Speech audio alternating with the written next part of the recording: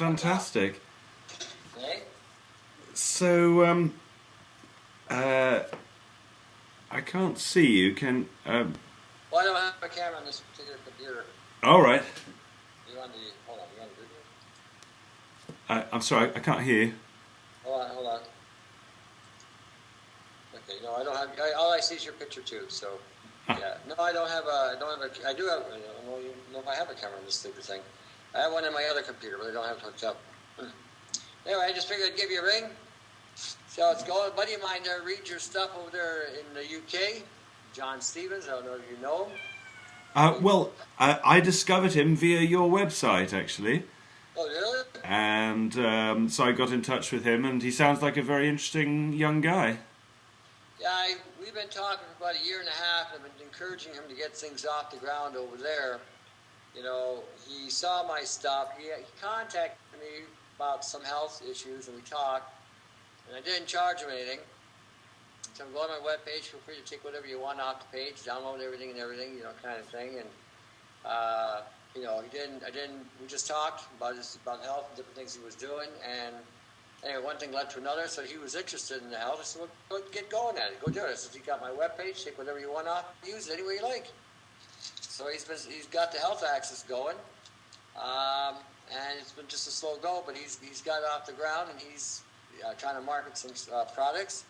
He likes a lot of your stuff you've got, so I said, yeah, go for it. You know, so anyway, so I do an online radio show every Saturday for 2 hours. So I pump him on pump the link up as well. So yeah, he's been moving forward.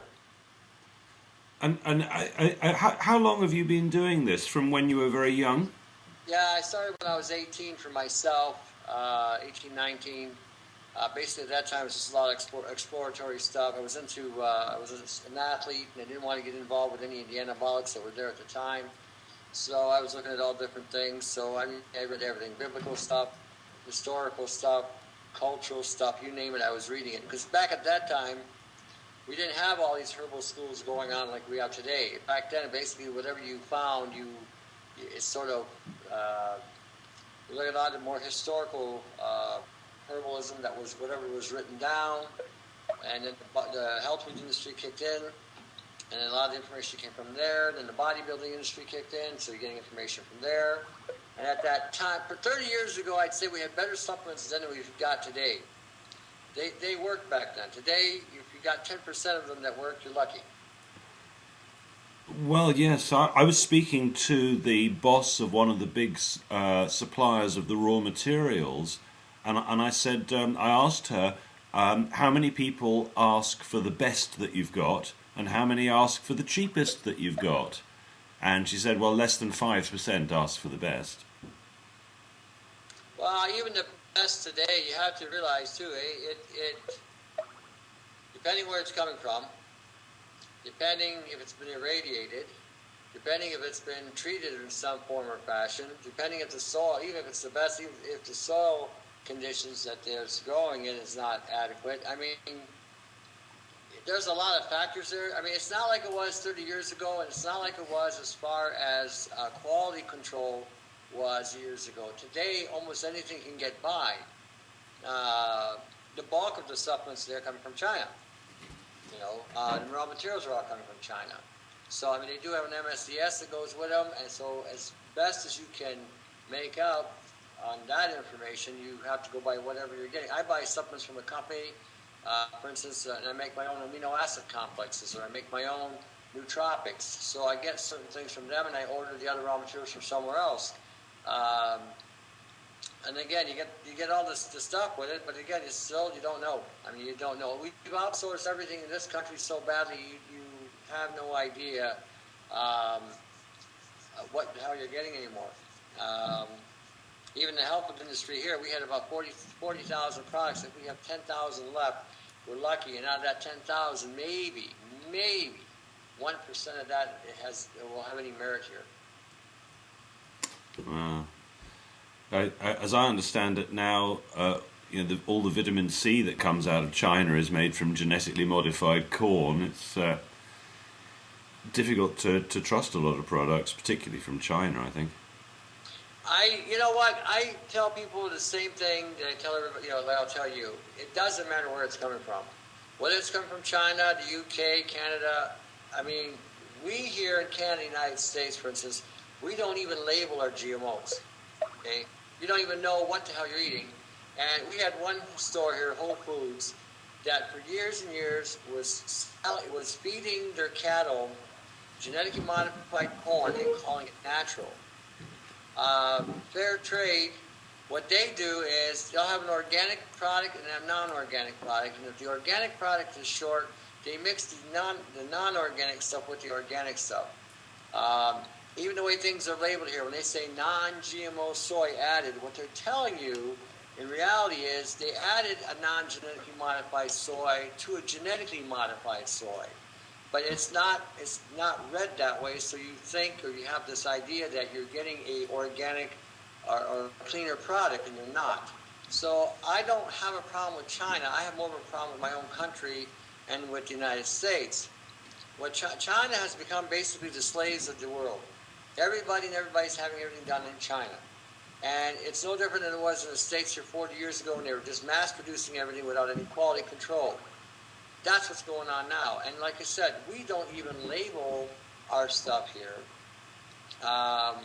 with any kind of genetic information. New Zealand, when I was down there, had all their stuff labeled. Whatever was G. They still sold it, but at least you got to see it. Their vitamin, when I was down in New Zealand, their health food store was a joke. They had maybe 2 lines of vitamins on the shelf. That was it. The rest was just fluff. And what they had was only from A to Z. They had a pycnogenol product that came from New Zealand. For 30 capsules, it was over $100. I laughed at that because they had pine bark growing all over the place. It's in abundance, and yet it was exorbitantly expensive to buy it. So getting raw material, I think today you can only get it as best as you're going to get it, no matter where you get it from. Years ago, we were getting stuff from Germany, creatine. It was clean, it was pure, it was high quality. The Chinese stuff had some contaminants in theirs. The Americans started making creatine, it was very high and refined. Today, where's it all coming from? China. So if you wanted to make your own pycnogenol out of the pine bark, how easy is that to do? Basically, all it is just simmering it down. Take your red pine or white pine, put it in a pot, and just simmer it right down with a slow cooker and let it simmer down for 3 or 4 days. By the time you get to the very bottom, you pretty well got it all out.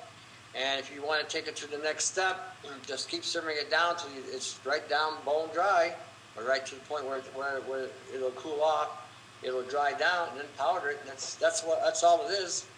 Right. It's an extract of an extract. Do you collect pine pollen? I can't get it here. I mean, here it only comes seasonal. I was going to try to order that from overseas, but that's pretty hard to find. I think it's a seasonal thing or something because I can't get access to it here for some reason. Do you not have pine trees? We do, but they don't pollinate like. Okay, when I was in Calgary, for instance, the pine trees there produce the pollen you can see. Here they don't. And primarily, I think it's because of the pollution I have here. It might be stifling that element. In the last 5 years, 6 years since I've been back, I've been here 7 years. We've had chemtrail activity that's been just out of sight. Our trees have been spotted, pitted with this rustic color, black spots, white spots. Our cedars and pines haven't been affected, but our maples, our chestnuts, our oaks, peach trees, apricot trees have all been affected. How aware are the American people, do you think, of what's going on? Are they frighteningly ignorant, or do more people? How many people know that chemtrails exist? Do you think? They're waking up, and I think there's a lot are awake, a lot more are not. Okay, but I think the awareness is growing. I mean, there are some people that are just too stupid to wake up. They will never wake up. They're as dumb as a bag of bones, and those people are basically totally dependent on what I call the matrix. They will never, ever, ever change. And then there are those people which you'd consider sort of like agnostic. They don't know for sure, but if you can show them or they see it and then let them alone, kind of thing, they usually come around. I've been telling people here about chemtrails for 7 years. Just where I'm at, when I first came, nobody knew what the hell they were. Everybody thought I was a little daft. Oh, someone you're smoking the herb there, you got to lay off that stuff. Nowadays, they walk through the door, and the first thing that comes out of their mouth, did you see those effing chemtrails today? I said, yeah, I seen them. They're squared, they're webbed, they're X'd, whatever. They're all over. One person contacted me from the county the other day said they saw purple, lavender-colored chemtrail. So they're waking up here in Windsor, and I know with my show I do, just at that venue, I've been getting out there the information as well, so a lot more people are getting aware that way too. On any given night, when I'm doing my show, I have anywhere between 200,000 and 300,000 people listening to it. So at least they're getting it. Wow, that's huge. I had no idea you had such a great audience. That's very good. So I don't know who listens to it though. They contact me out of the woodwork sometime, and they call me from some places. I mean, I've had even Venezuela call me. I've had Brazil.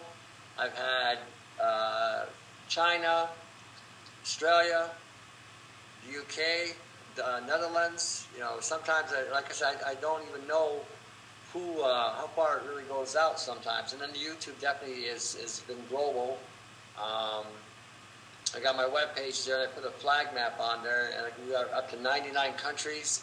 I put that map up only 5-6 months ago. We're at like 99 countries, 25,000 hits in like 4.5-5 months. So it's getting out there. Cool.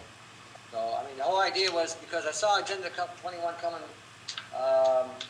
4 years ago. That's when we decided to do the videos to show people how to circumvent Agenda 21. So it seems to be working. I get a lot of questions on the tube.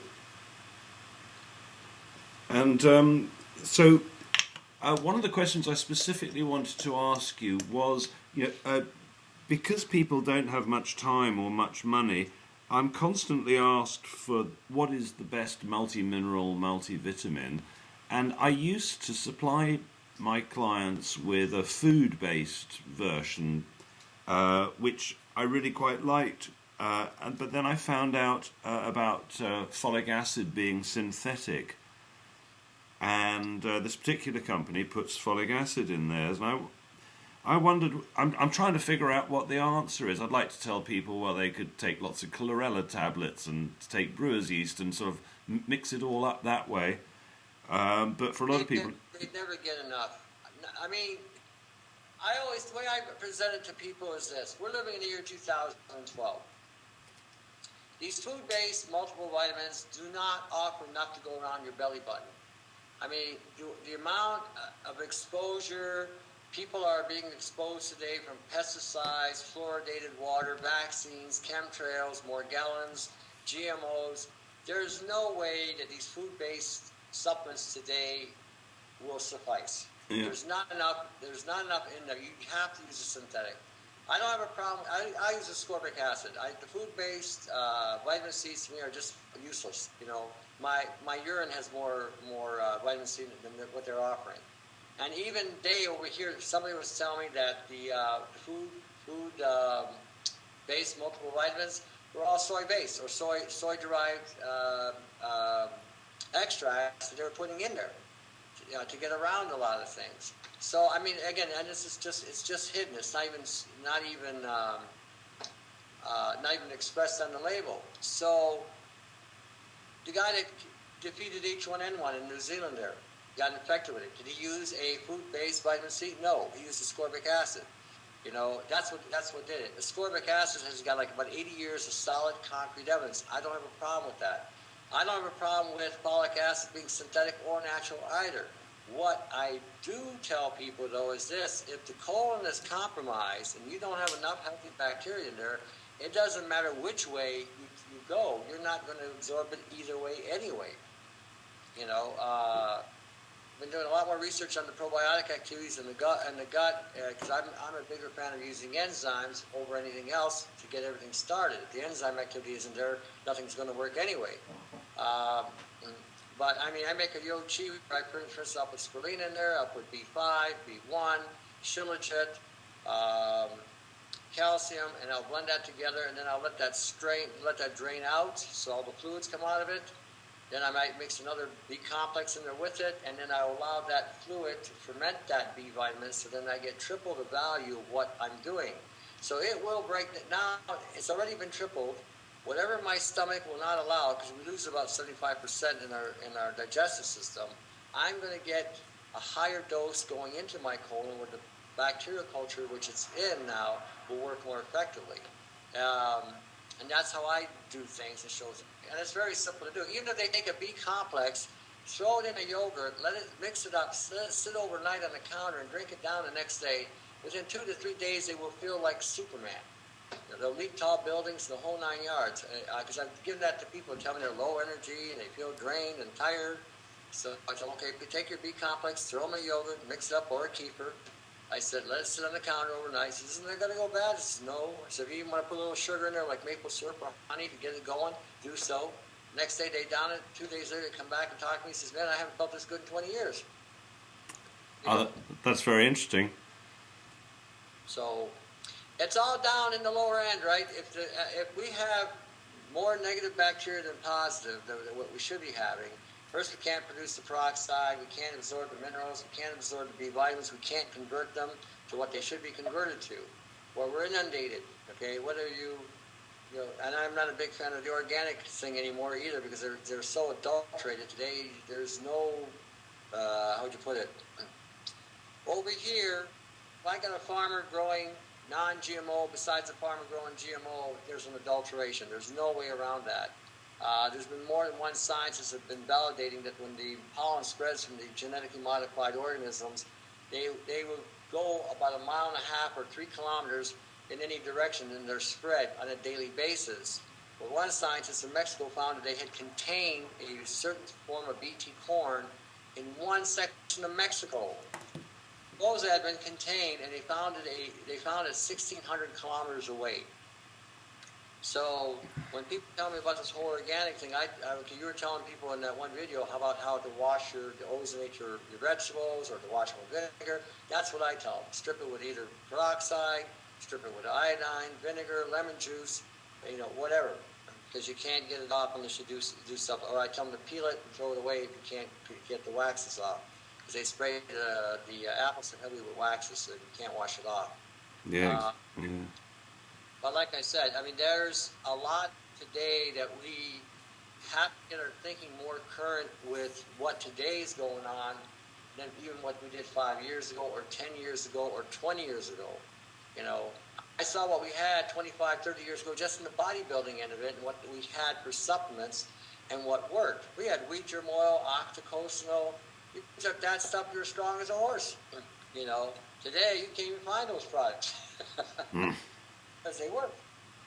I still sell wheat oil here. I've had 2 people whose doctors told them that they couldn't get pregnant, and they both have called me up and had kids. Because that's one of the things it does, it increases fertility. I use a lot of old school stuff. I even use stuff dating back in the 17 or 1850s. I've got a couple of medical books dating way back then, how they used to use iodine to cure tuberculosis and syphilis of the brain, syphilis of the spine, how they were using turpentine to cure people, and I'm blown away by what I see there and the effect and the results. I understand how it works. I know how to make it work. I've used this stuff on myself. I'm bringing that back into the scene because we're not going to get access to a lot of supposed medicinals that are going to do any good for us. I'm a big fan of Lugo. I push that big time because I've seen just here in the last 7 years, the people who have used it and the feedback I've got on it's been amazing. Yeah, well, me too. Lugol's is one of the things that I make and spread about a lot. Remarkable, really. Yeah. So, I felt my own brain wake up after. Yeah. I hate cold. I'm Mediterranean. For me, cold is like going to hell, literally. Mm. So when I first came back, I started mixing butter or ghee with the iodine. Within about 3 weeks, I was able to tolerate the worst cold ever. You know, it doesn't bother me hardly as much as it ever did. Before that, it was just miserable. Even for SAD, this stuff, if you mix your butter with your iodine, it's amazing the effect it can have on somebody with an SAD condition. And why with butter? Butter has the same properties as coconut oil. People don't realize that. If you look at butter and look at the components of butter and coconut oil, they're almost identical. Yeah. And when you heat them up, when you heat up the oil and clean out the cream, if you can get grass-fed butter, like grass-fed cows giving you milk, right, and getting the butter from that, that has 13 times more omega-3 than any fish you're going to eat, and a hell of a lot safer than any fish oil you're going to buy. Because all the fish oils are loaded with arsenic and mercury. Even if they tell you they're mercury-free and all that, that's a lot of baloney. But if you can get butter, and if you taste butter from a grass-fed cow, you think you've died and went to heaven. It is the best tasting thing you'll ever put in your mouth. Yeah, well, I'm very lucky where I live. We've got a farm nearby called Dreamer's Farm, and they have Jersey cows, and they sell everything unpasteurized. So I'm very lucky. I can even get unpasteurized butter, which is hard to find in England. You're living. I mean, you don't even need coconut oil. Seriously, that. If you look at, like I said, the fat in the butter has the actual fat that the heart needs to function. It has lauric acid in it, just like coconut oil. It has the caprylic acid in it. It's got a couple other ones, so it fights viruses.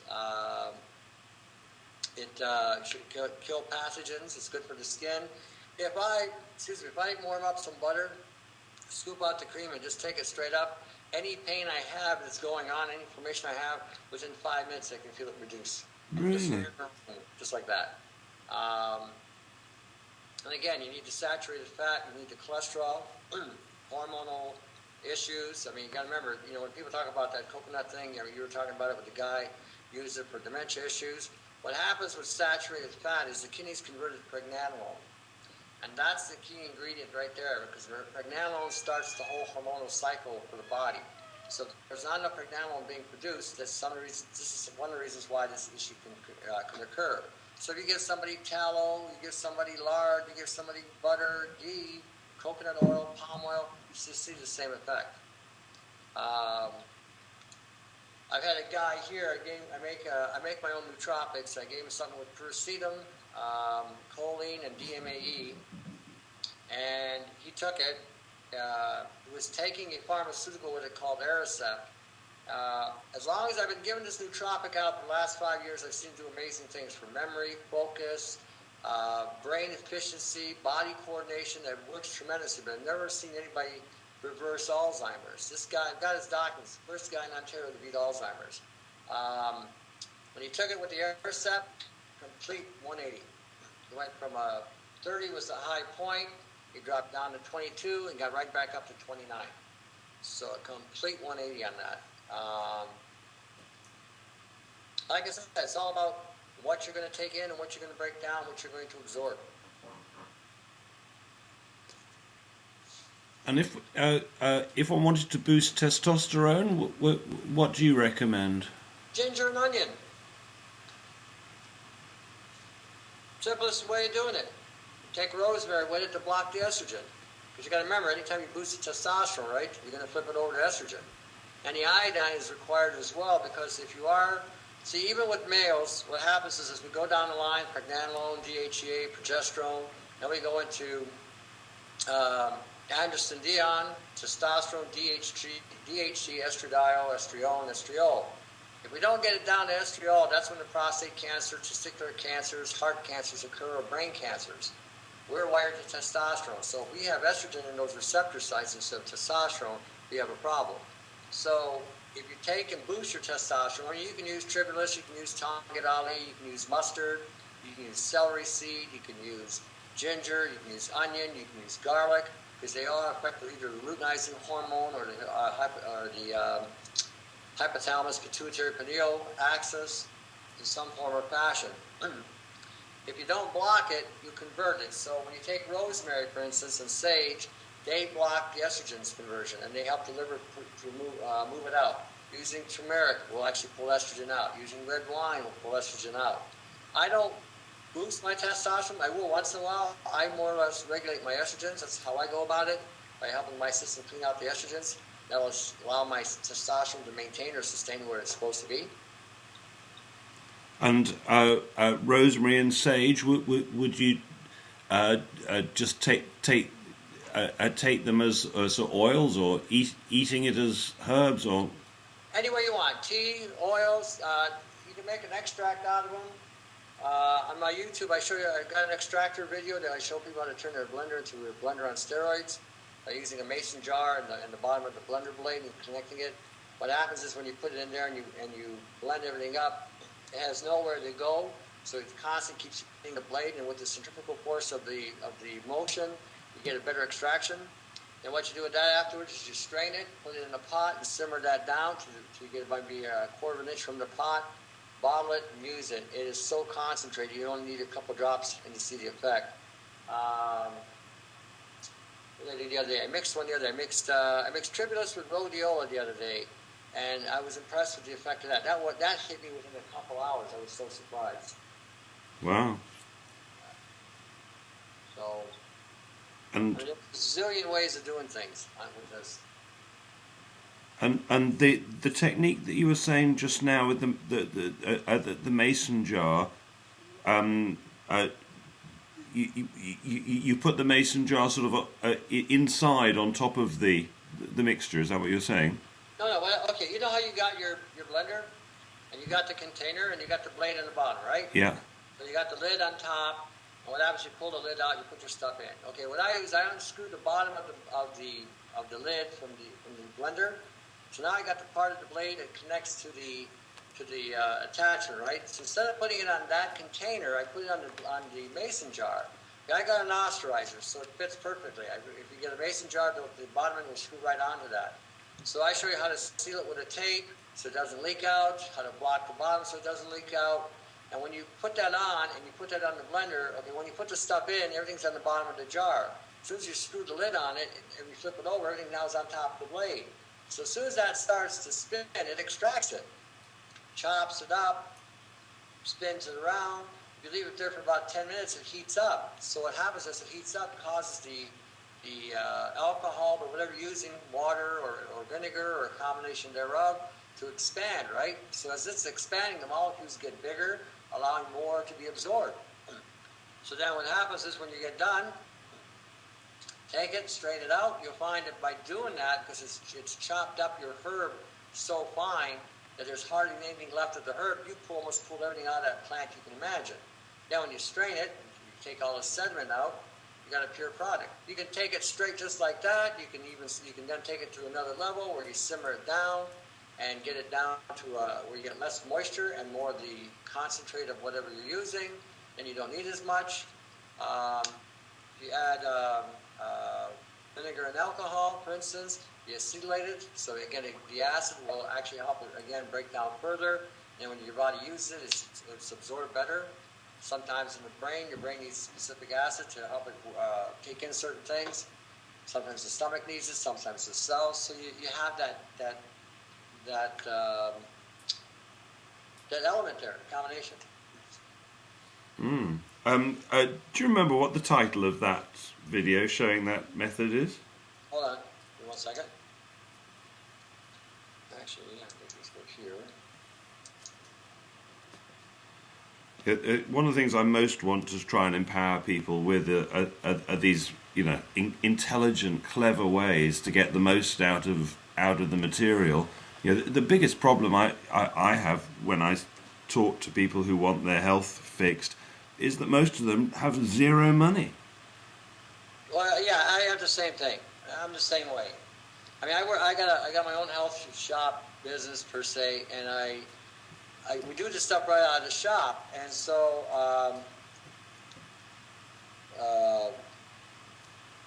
when they come here, I give them both ends of the spectrum. I said, this is the one way right here, or you can go home and make it this way. And sometimes, how to make a herbal extract, that's what it's called. I'll give you the link. Hold on. Hey everybody, it's Rachel Ray here. Once again, I'm back working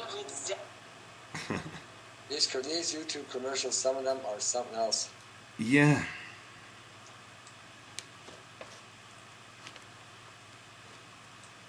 Just like TV, not that I watch TV, but they repeat. There only seem to be a few commercials that they've targeted at me. They're always the same ones over and over. Well, that's the brainwashing, right? I mean, I go to visit my mom in Michigan. She's just across the creek there.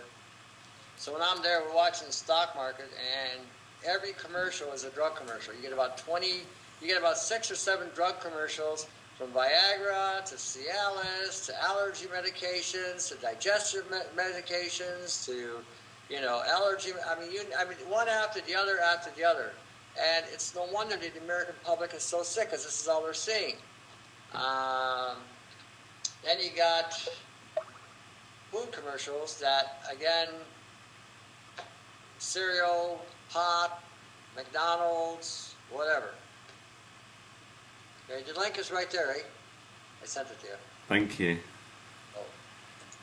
And I wondered what your feelings were about hemp oil, and whether you'd come across Dixie X. I make my own when I get it. I made it for a guy for cancer. I followed Rick Simpson. Yeah, it's not hard to make. Yeah, yeah. It certainly works. I'm interested though in the CBD only product with low THC from a legality perspective. That doesn't work. Really? We've got people here that are using the legal form of it, and they all say the same thing. It doesn't do anything. I think they strip it off, is what I think. Now, there was somebody I was watching on the tube, and it was a doctor treating a patient with some sort of spinal mental disorder, and she was eating the herb, in the salad, and all of a sudden she was having a totally different effect than being inebriated. She was actually healing her body. And I looked at the science and said, this is amazing. The guy's absolutely right. So when you light it up, you change its chemical composition, but when you either make a tea out of it or you eat it straight up as a salad, it has a completely different effect. So it can actually, for those people who are suffering severe depression, high anxiety, people trying to get off the pharmaceutical drugs that they've gotten hooked on, this is one of the go-to things to go to, next to tobacco. People don't realize that tobacco has such a tremendous amount of health benefits. Well, quite. Juicing the hemp seems pretty popular. Yeah. It's a form of extract. There's your low THC, but it's intact, and when the body uses it, it converts it to another element. So, I'd encourage it. I think anybody who's got these issues should give it a go. I mean, it might be a better way than because again, a lot of herbs that we're getting, unless you're growing a lot of stuff yourself and feeding the soil yourself with things that you need to feed the soil, whatever you're going to get out of these herbs, sometimes even the ones I order, you have to take, if they work really good, and they got a good crop day. If it didn't work so good, then okay, what happened? When I grow herbs here, I water them with fulvic minerals. Okay, that works. Yeah. Well, what I did with mine last year, or the year before, is I took yogurt water, and I just filled a 2-liter glass jar, and I just kept adding vitamins and different herbs and different supplements, and I let that sit for a year. And then the following year, what I would do is I would take a quarter cup and fill it with a 25-liter jug of water, and then I'd water the garden with it. You should have seen my sunflower this year. The stalk must have been at least 4 inches in circumference, 10 centimeters wide. The head on it must have been a good, 2 feet. Fantastic. And everything I planted had such a high yield, and everything was so thick. it was just amazing how thick everything got. And I did this every day. I would water it first with that, 10, 20, 50 liters of this mix. And then every day I would put vitamins in the water. I put whatever multi I had in it, threw it in there. Different herbs, different fats, I throw them in there. And then I would put it in the ground and put that bacteria to it, and away she went. The soil was as black as could be. I mean, just rich. That's one of the things I notice here in England, that over the last 50 years since I've been noticing these things, the soil colour has got lighter and lighter. Well, here it depends where you go. I mean, all they're putting in the soil these days is chemicals. You were mentioning nitrogen, phosphorus, or potassium and phosphorus. That's all they're doing here too. And these things grow up like a weed. And then what happens is, the natural laws that are in effect respond to these things as being weeds. So insects come along to feed on the weeds to keep the weed population down. And that's how things work in nature. When I had my garden, I put that stuff on my plants. I watered the plants with this stuff. My sunflower got hit with flies. They ate a little bit off the leaf. Because I kept feeding it, the plant healed itself and then formed its own protective wax. The flies and stuff didn't go near my garden, but they went after the weeds. That's what they fed on. So it created. There's a thing that plants create called salvesterols, and these are natural pesticides that the plants create to protect them from being collected by bugs. Now, when the plant has all its nutrients, it can resist this because it has what it needs to create or develop its immune system. But when you just give it certain things so that it just grows faster than it can sustain itself, well, like I said, it's a paradox in nature, technically, so the bugs are going to come wipe it out to balance off the land. And do you work much with mushrooms? I wonder whether you've come across Paul Stamets and his work. I did. I make my own chaga. I get natives that go up north and get it for me. There's a young guy in the Northeast. He makes it really terribly wrong. He boils it. Even Stamets research says you're not supposed to boil these things because you destroy the properties. What I do with mine is I'll put them in a slow cooker at the lowest setting. I mix 1 part wine, 750 mils of wine, 750 mils of water, and let it simmer for 2 days. Low heat, sometimes up to 3 days. And I strain it and bottle it. I may add a little salt to it so that it doesn't activate or slows the activation process down. That formula, I've given that to a cat that had cancer. The cat was supposed to have been dead in 6 months. With a surgical procedure, they could only guarantee 5 months. They asked me what to do. I said, why traumatize the animal? The animal's already sick. You put it through this and may die for sure. So we gave her the chaga. They told me the cat would not eat the food until they put the chaga in it. Would sit there and wait. And when I first saw the chart of the animal, the chart was all over. They had 3 columns, and they had marks in every column all over the place. Within 3 months, there was 1 set of check marks right down the middle. The only thing that the cat had that was a little off was its creatinine levels were a little off, and that was because of the high-protein diet that we got it back on, not the grain diet. And 5 months later, cancer-free. Tumors were gone. Everything worked. And you got a choice of red wine or white wine? I went with the red. If somebody has a respiratory issue, I might go with the white. Right. And I've got some chaga at the moment sitting in some brandy. Have you any feelings about that? Oh, that's good. There's nothing wrong with it. I mean, like I said, you don't boil it. And when I read Stamets' work, he specifically stated not to boil the stuff, but on a low-controlled heat setting. Well, for the common guy, the only thing that you're going to have controlled low heat setting is a slow cooker. Yeah. Set, lowest setting, and away you go. And then again, when you're mixing with the alcohol, 1 Okay, you're going to get both ends of the spectrum. You're going to get the tannin part of it, and you're going to get the other part of it. Whatever's water soluble that you're going to get out of it, and whatever it is that requires alcohol, you're going to get out of it. Because as it's heating up, eventually the alcohol will reduce, but at the same time, it's extracting it. You know, I've had it where I made the stuff, put it in the jar, and the stuff started to grow again. So I know I didn't kill it. Wow. So then I realized if you put a little salt in it, slow that down. And the chaga, you're just cutting it into small chunks or powdering it, or?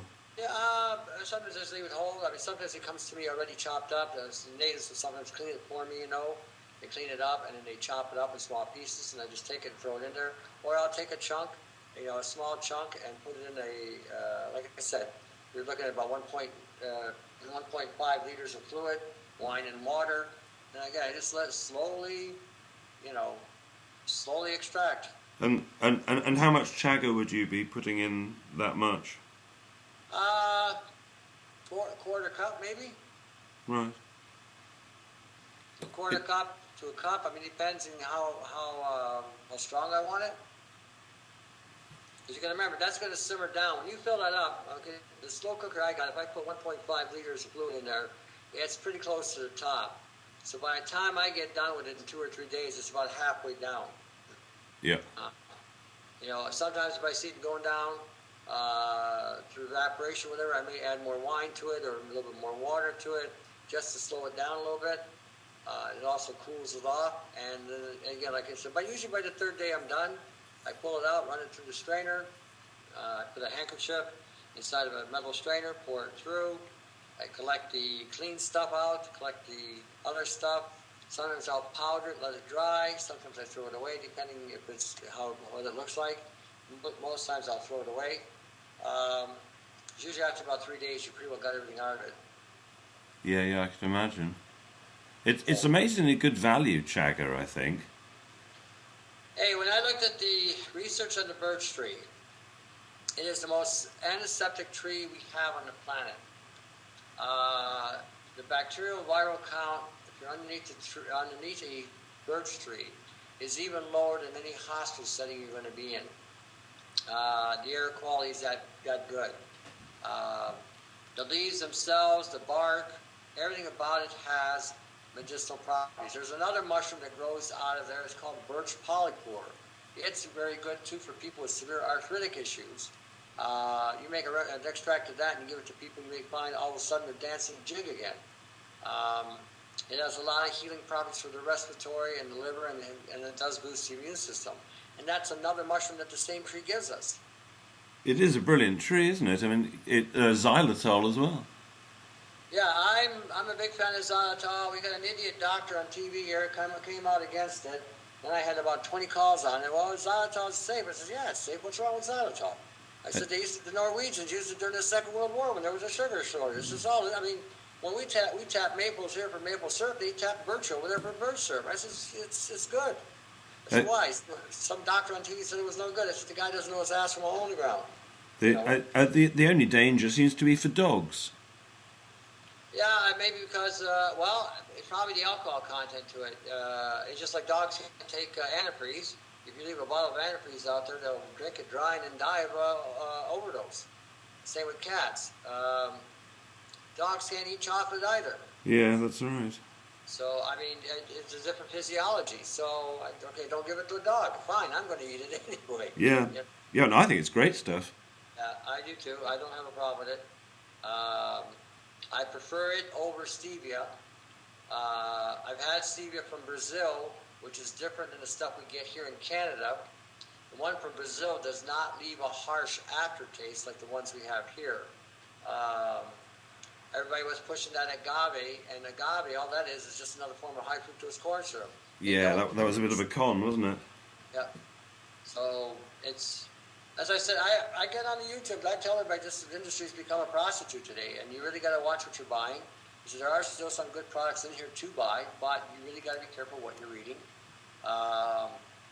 I go to a health food store down in Arizona because everybody down there knows me in this one store, and every time I go in there, I've always got some customer rep saying, "Hey, Tone, take a look at this. said, what do you think? We've got all kinds of scientific studies on it. So I look at it, the first thing I see is soy. Well, it's got soy in it. How good can it be? Yeah. You know, and they kind of get all disgruntled with it. I said, well, look, it's causes cancer. You know, thyroid, esophageal, pancreatic, intestinal. Why would I want to eat this? It's going to throw my endocrine system out to lunch. Why would I want to use this? I said, why would I want this in my product? Give me something that isn't going to have a side effect like that. I said, why would I want to eat this in the first place? You know, they don't. For them, it's just about making money and selling a product. We had when I was down there was a doctor that was on the radio and he's always advertising products. As long as you were ready to pay this guy, he would endorse you. So they made this one claim with this one product that was better than Viagra. So when I heard this, I shook my head. I said, what? As far as I knew, this did not live up to any of the expectations that this guy had said.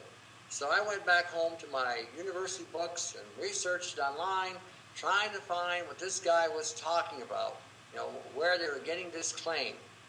Anyway, I couldn't find it. The only thing I could find was that citrulline, arginine, and ornithine are in the Krebs cycle. And if your body produces too much arginine, it converts it to citrulline, and citrulline then converts to ornithine, which again protects the system. Now, if your arginine levels go down, the citrulline levels convert to arginine via ornithine-arginine cycle. So you would get your nitric oxide that they were talking about, but you're getting it from the arginine, not from the citrulline. So, I mean, it was a real stretch that they were promoting.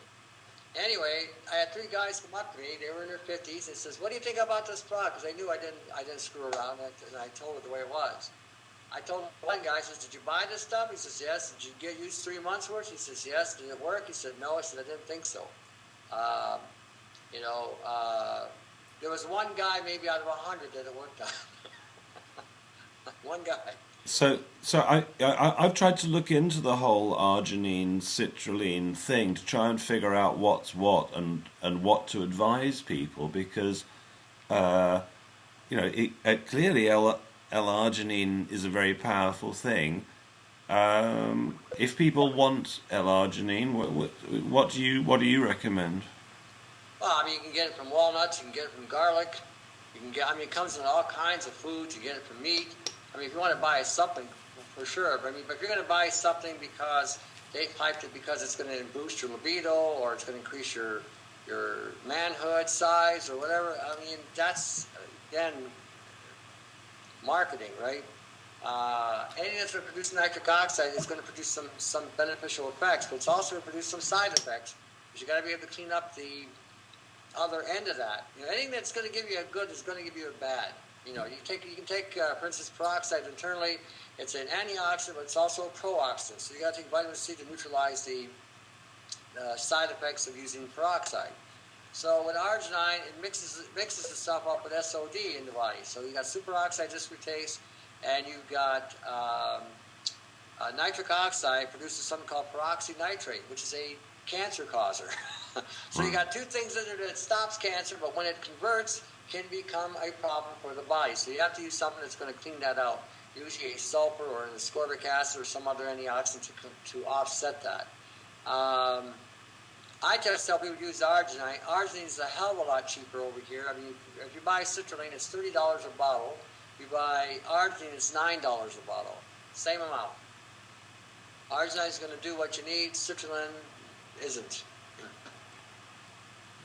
And if they add it to bodybuilding products, it's so that they can hyperinflate the price or cost of that product. You know, a lot of times you'll see a creatine product, they'll have citrulline added to it, or they'll add more nitric oxide. It is such an oxymoron because creatine is a combination of 3 aminos, you know, arginine, methionine, and glycine. It already has the arginine in there.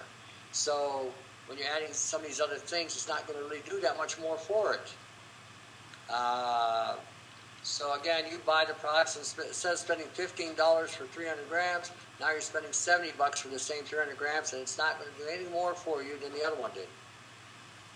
So I started taking arginine HCl, okay, and I started taking it because I wanted to improve my eyesight, because I'm type 1 diabetic and was having some retinal issues. And I found that made a fairly profound difference to my eyesight. It improved it a lot. But then I started feeling unwell, and I wasn't sure what it was, and I gave up the arginine, and then I felt better. Well, like I said, it reduces nitric oxide. Okay, you could use calendula, marigold. Does the same thing as the arginine. Yeah, that's what I'm doing now. The way I've been doing it is tea. I've been putting the petals in chocolate, and I've got a load of petals in the sun. If we had any sunshine, on the windowsill in oil at the minute, in safflower oil. I think I put it in. Okay. Well, how would you recommend using it? I would tell you use it with rosemary, paprika, and marigold. Put it together. Either make a tea, do what you do it, put it with cocoa, mix it in a honey if you want to mix it in honey. Make like a little jam with it, and just consume it. During World War II days, they used to even put nettle in the airplane pilots' diet to improve their night vision as well, because the higher concentration of beta carotene in that. So, but paprika works on the cones of the eye, and the marigold works on the retinal part of the eye. So it's a win-win when you combine it. And rosemary also works on visual. Always remember, the eyes are connected to the liver. So if the liver has something going on, it may affect the vision. Yeah. If the liver is too hot, you may get blurry vision. Or you may have clouded vision. So again, that's how I would go about it. I made actually a formula for a guy. That's exactly what I did. I extracted the three together, the rosemary, the marigold, and the paprika. And after that, I concentrated it down. And he said within 2 or 3 days, he noticed an improvement in the vision. Oh, very good. So, the other thing I've been doing for my vision is making tinctures of wild bilberries, the leaf and the fruit. okay, well, I'll suggest something for you there. Take a pot, put your bilberry in there, leaf and all if you want, and cover them with wine, just so that they're covered. Heat them up, boil them up. When you heat up blueberries or bilberries, the antioxidant content goes exponentially higher. Oh, wow. They're like carrots and tomatoes. When you heat them up, their antioxidant properties actually increase. So when you put it with the wine, you're getting the polyphenols from the wine, you're getting the antioxidants from the blueberries, you're getting the properties of the leaves. So simmer that down till you get down about half, or until the wine is almost like a pasty type mix. Then take it and either consume it straight up, use it as a topping, or if you want, you can blend it afterwards and then put it in a jar and just scoop it out and eat it anytime you want. Excellent. Very good. Simple little remedy, doesn't take much. You know who has a really good herbal book out there? He's one of your countrymen. We're on the 12th century. Culpeper. Yeah. I think that guy was, even by today's standards of herbalism, is head and shoulders above everybody that I've seen today. You got a lot of people writing books about herbalism, but they don't really tell you anything. They tell you about a herb and they draw you nice pictures and show you nice gardens, but they really don't show you how to do anything with it. This guy took it all the way around. He showed you how to make candy with herbs. He showed you how to make elixirs with herbs. He showed you how to make vinegars with herbs. Extracts with herbs, water or alcohol based. The common guy reading that book today and applied just what he read there could sustain his life for a long time. I'll have to get myself a copy. Go on my webpage, you can get it for free. Oh, wow. Yeah, click on the MediaFire link. There's over 200 references there. Feel free to access and download anything you want. Oh, brilliant. Thank you very much. So, that whole page is nothing but a database structured page. A lot of bootleg things there, so if you're funny about using bootleg stuff, then don't use it, but it's there. I don't have a problem with it. I'm giving it out anyway. Like I said, that whole thing has been there designed to make sure that people who are caught in this quagmire of Agenda 21. They lose their drug access or their supplement access or herbal access like you have in Europe. Then I'm showing you how to get around it. Cool. There's only one problem in the world, and that's that it's run by psychopaths. Well, you won't get an argument from me there. So if there's only one problem in the world, how difficult could it be to overcome that little problem? Well, you got to remember, there's this divide and conquer thing. Okay, first we got religion out there, right? None of them talk really about God. God isn't even in the parameter there. But we are talking about religion and religious ceremonial nonsense. Then we got monarchies. That's the next thing we have, which is almost as bad as the religions. Then we've got politicians, which I think as it goes down, it devolves. So we have this going on, which constantly keeps people in a state of chaos. Then we create another problem where we create a political, a caste system, if you will. Those who are making big money, working in the factories, those who aren't making enough. So you've always got this division going on between those who have and those who do not have. And then you've got the race issue. He's Chinese, and he's black, and he's white, and he's yellow, and he's native, and he's non-native, and he speaks French, and he speaks English, and you got all that nonsense going on. So what happens is these guys, these small handful of bastards that are running the planet, can get away with it because everybody's too busy fighting with each other. Yes, that's the way it has been. Personally, I'm really optimistic about things changing to the positive in that I think there are a couple of key ideas that people are beginning to get hold of. One of my favourites is that, they created $13 trillion to bail out the banks, while at the same time the United Nations say it would cost $2 trillion to end poverty. So why didn't they create 15 trillion, end poverty, restart the world's economy? And I mean, obviously we know why they didn't do that, but it's an easy argument or for people to understand, to wake them up, I think. Well, over here, people are looking at getting off the grid, getting away from the system because it doesn't really work. People are becoming more autonomous. A lot more people are networking together here on all kinds of levels, whether it be through farming, agricultural, biology, sciences, technology, whatever. People are doing things, and they're connecting.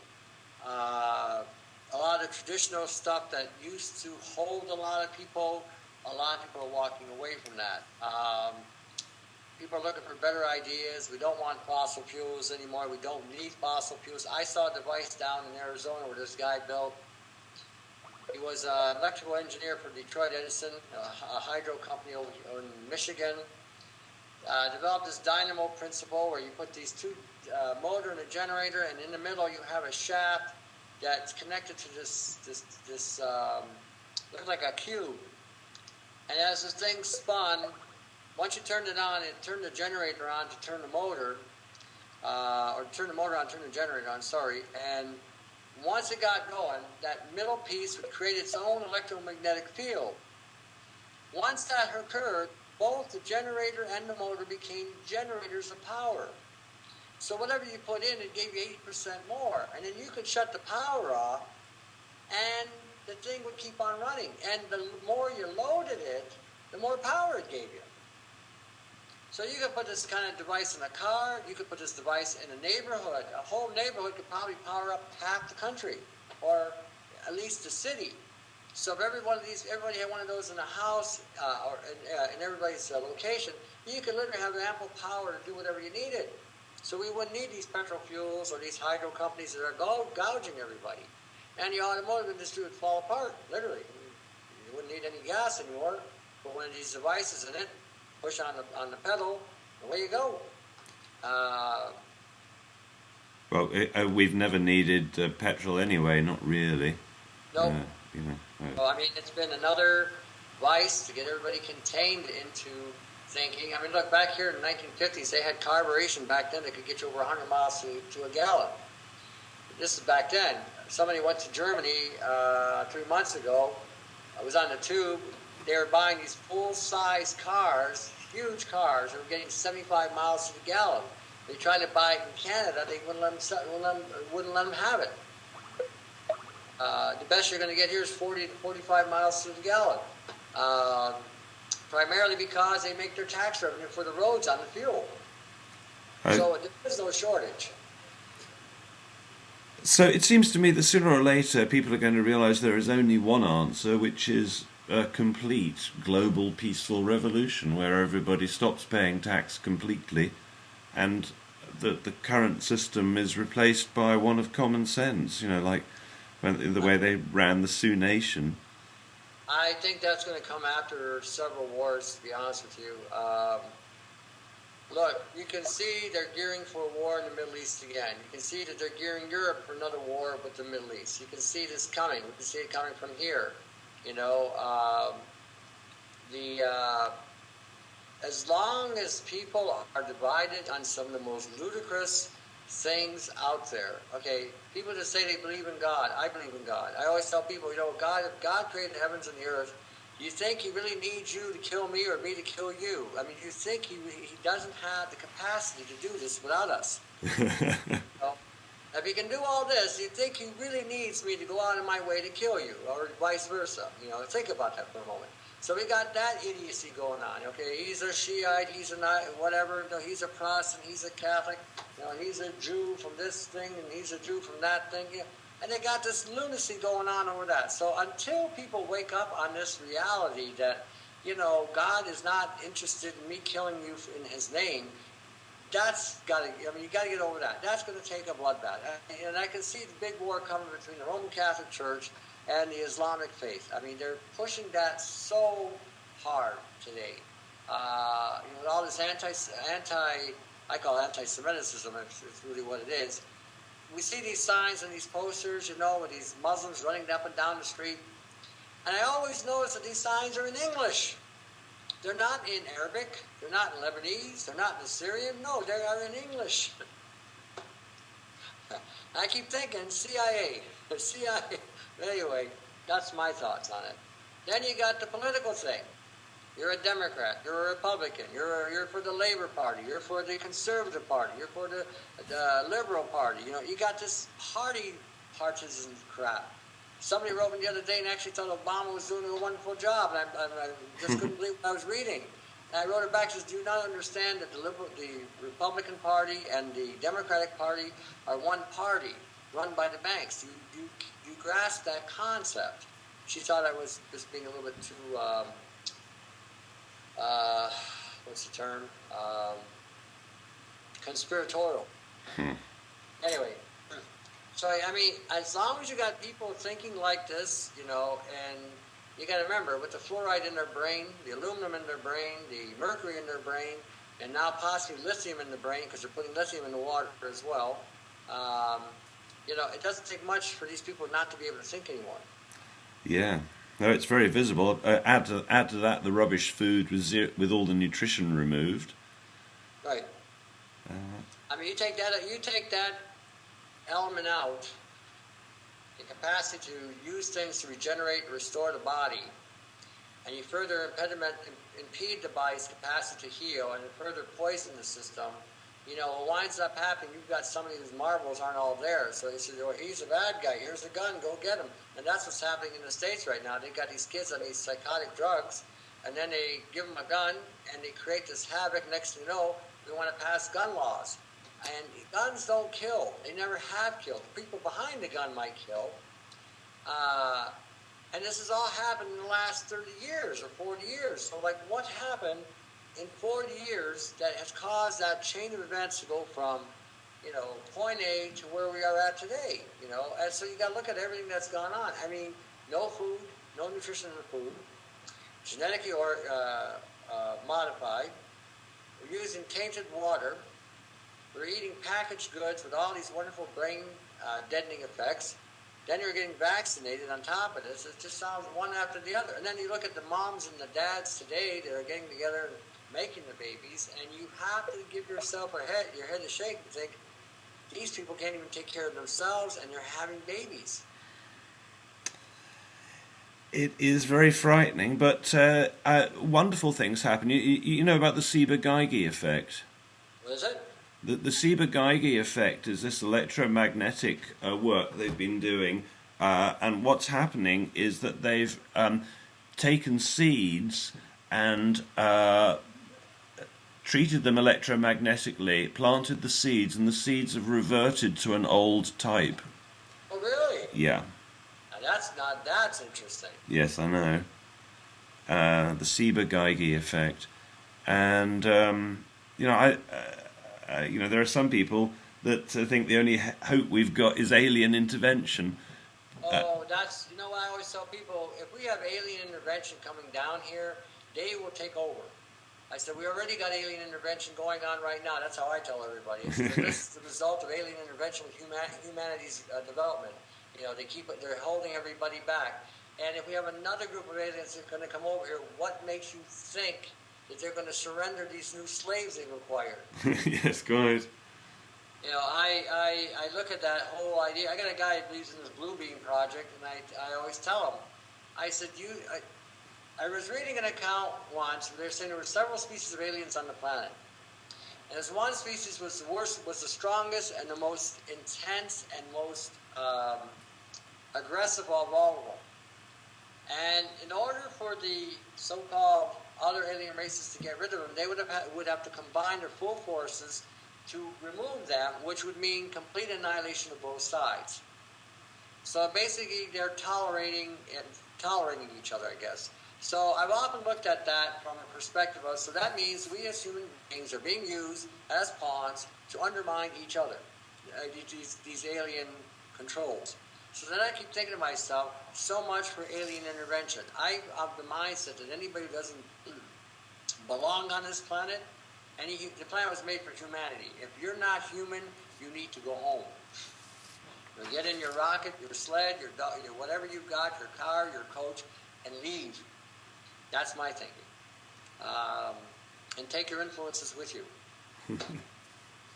So again, I'm of the mindset like you that if we're allowed to have our own capacity to evolve and develop the way we should, we would come up with a better system than what we have now. Far better. Well, although I do see the possibility that things could get worse before they get better. They have to. Mm-hmm. You have to burn out all this stuff. You cannot leave any trace of a genetically engineered soil. I mean, the bacteria in the soil is killing. Even if you planted the good seed in there, let's say we did convert the seed back to a better state, the soil itself, the bacteria and the viruses in the soil would have to be eliminated. The only way I can see that going on right now, based on what I know, is with fire. You'd have to burn it out. You'd have to allow the soil to heal. It's not the fact that they're genetically engineering the seed; they're also genetically engineering the bacteria. And then you got to remember they're using a mosaic virus that can change all this stuff. I've been saying for years that we've been eating viruses, and it just stands to reason that when we change the genetic code of these plants with a virus, that the virus part of it's going to take over. Well, I just had a report that did a show on about a week or so ago, validating what I had said about 10 years ago on this. So it only took them 10 years to get caught up. The soil itself has to be healed.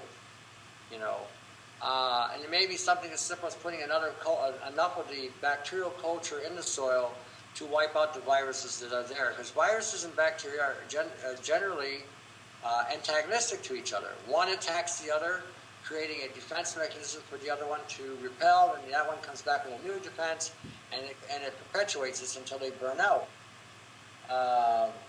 With genetics, you got to think, our cows have been genetically altered, our pigs have been genetically altered just by the way they feed them and pump hormones. We've been genetically altered because we've eaten these things that they fed us. So, I mean, there's a whole change on the DNA that we have to get back.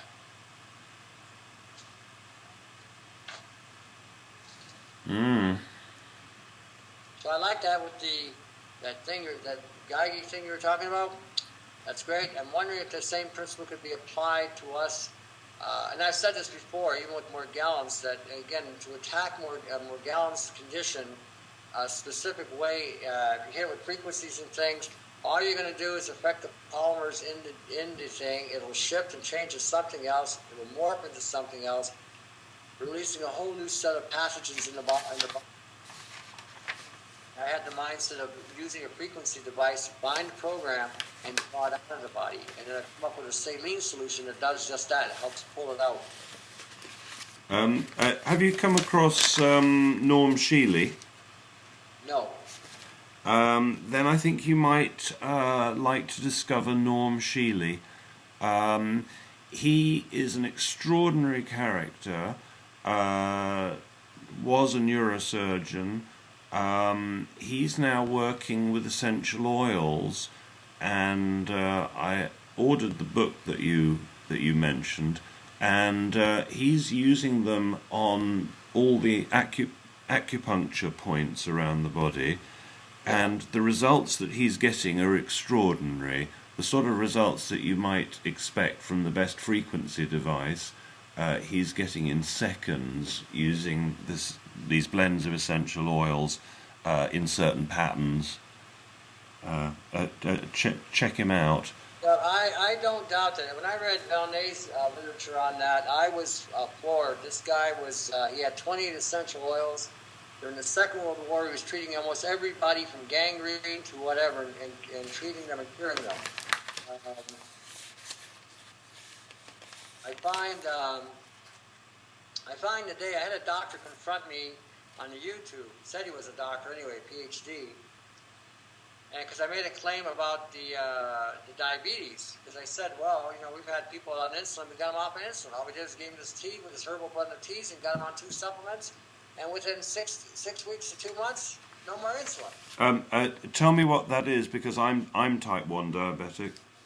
Okay, what we gave people was alpha-lipoic acid, 200 milligrams, with acetyl-L-carnitine, 400 to 500 milligrams. Take that twice a day.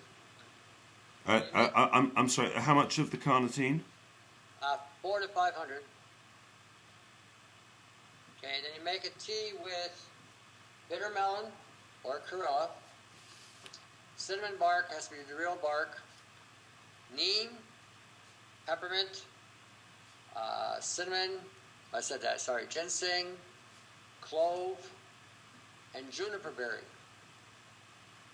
Put equal portions of each. Again, you can either, and I show it on the YouTube. It's the third one. You open up the YouTube, it'll be the third one. Oh, well, I'll check it out. And we've had people that were taking inside. One guy, and the way they measure it here, they measure it in 2 digits. His sugar is at 13.4, and that's with the medications. When I got him on this stuff, he called me back a week later. He said it went down to 5.4. So he went almost into a glycemic shock. Wow. It went so quick. He said, holy crap. He said when he first came, and this guy first came to see me, he was on 21 different medications. I got him off all of them. So, I keep telling everybody, leave the grains alone, leave the breads alone. None of them are any good. So don't get caught up with that nonsense, gluten-free. It's all the same crap. I said, if you've been compromised, if your colon's been damaged, if your pancreas has been damaged, leave it alone. Let them go. They've got mycotoxins in them. They've got phytoestrogens in them that are creating the problem with the pancreas. I get them off all that stuff. And you know what? I had one woman that I got her off. She followed this protocol I gave her. She lost 17 pounds in 2 weeks. What it was basically was just stored shit in her colon. That's all that was, and it came out. It allowed her body the chance to take a break from eating these things. She hasn't eaten bread in 5 weeks. She went to have one piece of pizza. She said she almost puked. She said she could actually feel the difference. She could actually finally feel the poison in the bread. Like I said, here, with the genetics we have here and with the cross genetics and the adulterations, these grains are not fit for pigs. So, like I said, in Europe, you guys are a little different. You do have your labeling. But I talked to a farmer from France, and she was telling me that they were still planting genetically modified crop in the ground and calling it organic. Oh dear. But technically, they're right. Technically, on a technicality, they are right. Because what all organic means is carbon-based. And they altered that term back in the 60s to sell these products to the farmers that, you remember back in the 60s, not everybody was using chemicals, and we weren't planting genetics. They were using hybrids, and they were using pesticides. So we got on this organic kick, and we called it organic. First we called it natural, wholesome. Then we got on this organic kick. Well, organic, all it means is carbon-based. So when you look at that, and you understand that it's a carbon-based food, yeah, it's been genetically altered, but it's still carbon-based. You know, I always tell people, you can piss on it, you can poo on it, it's still organic. All it is just been polluted. That's what they're selling people today, and that's what I'm saying. You really got to kind of watch that whole perception there. Like I said, we're living in today's times. People are still thinking in terms of 1980 or 1970, and we're not there anymore. We haven't been there for 40 or 50 years. So, you know, we got to wake up to the reality that we're living in the here and now. Yeah. Right? And what are your thoughts about telomeres and telomerase activators?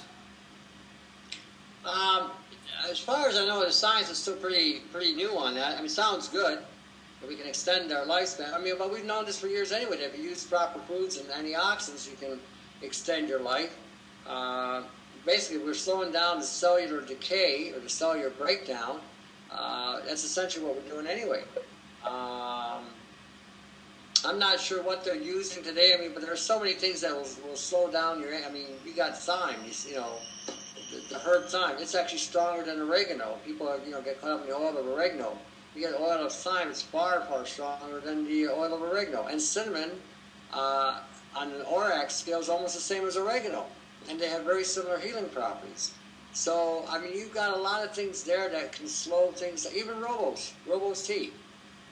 I think the ORAC level on it, once it's fermented, is around 360,000. That's quite high. Yeah.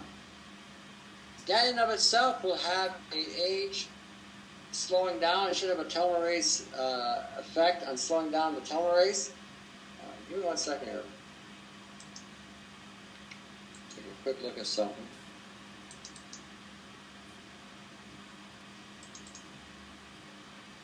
I've got a database here that's pretty quick.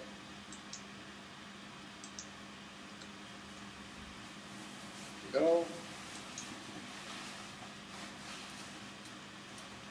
Wow, look at that.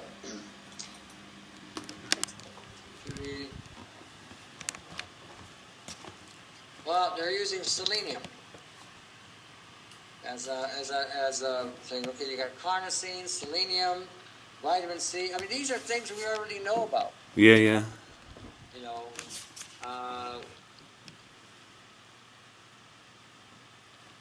so I mean, like I said, it's still. I mean, I don't think it's. I think the discovery of this is great. I think all along, anybody that's been doing alternatives in any way, shape, or form, either using herbal teas or supplements or high levels of antioxidants or enzymes, or even glandulars, or fermented foods or sprouts, are doing that anyway. Yeah. Be like ahead of the game on that. Yeah, yeah. No, I think you're right. Says most antioxidants are speculated to inhibit the age-related shortening of telomerase. Like I said, so anybody that's already made a change to the alternative lifestyle and has gotten away from the mainstream way of eating, would immediately, even if you ate small amounts, you would still exponentially have increased the lifespan of your cells and of these chromosomes. Now, anything that's going to protect your chromosomes is going to help you sustain your life. Anything that's going to keep your reproductive system breaking down is going to extend your life. I mean, I think about it that way. If you're able to produce life, that means you have life in you, kind of thing. Same idea. Yeah, yeah. Um, uh, my Skype allows me to record this, which is recorded. Do you, would you like the recording of you speaking put out there? Sure, why not? Cool.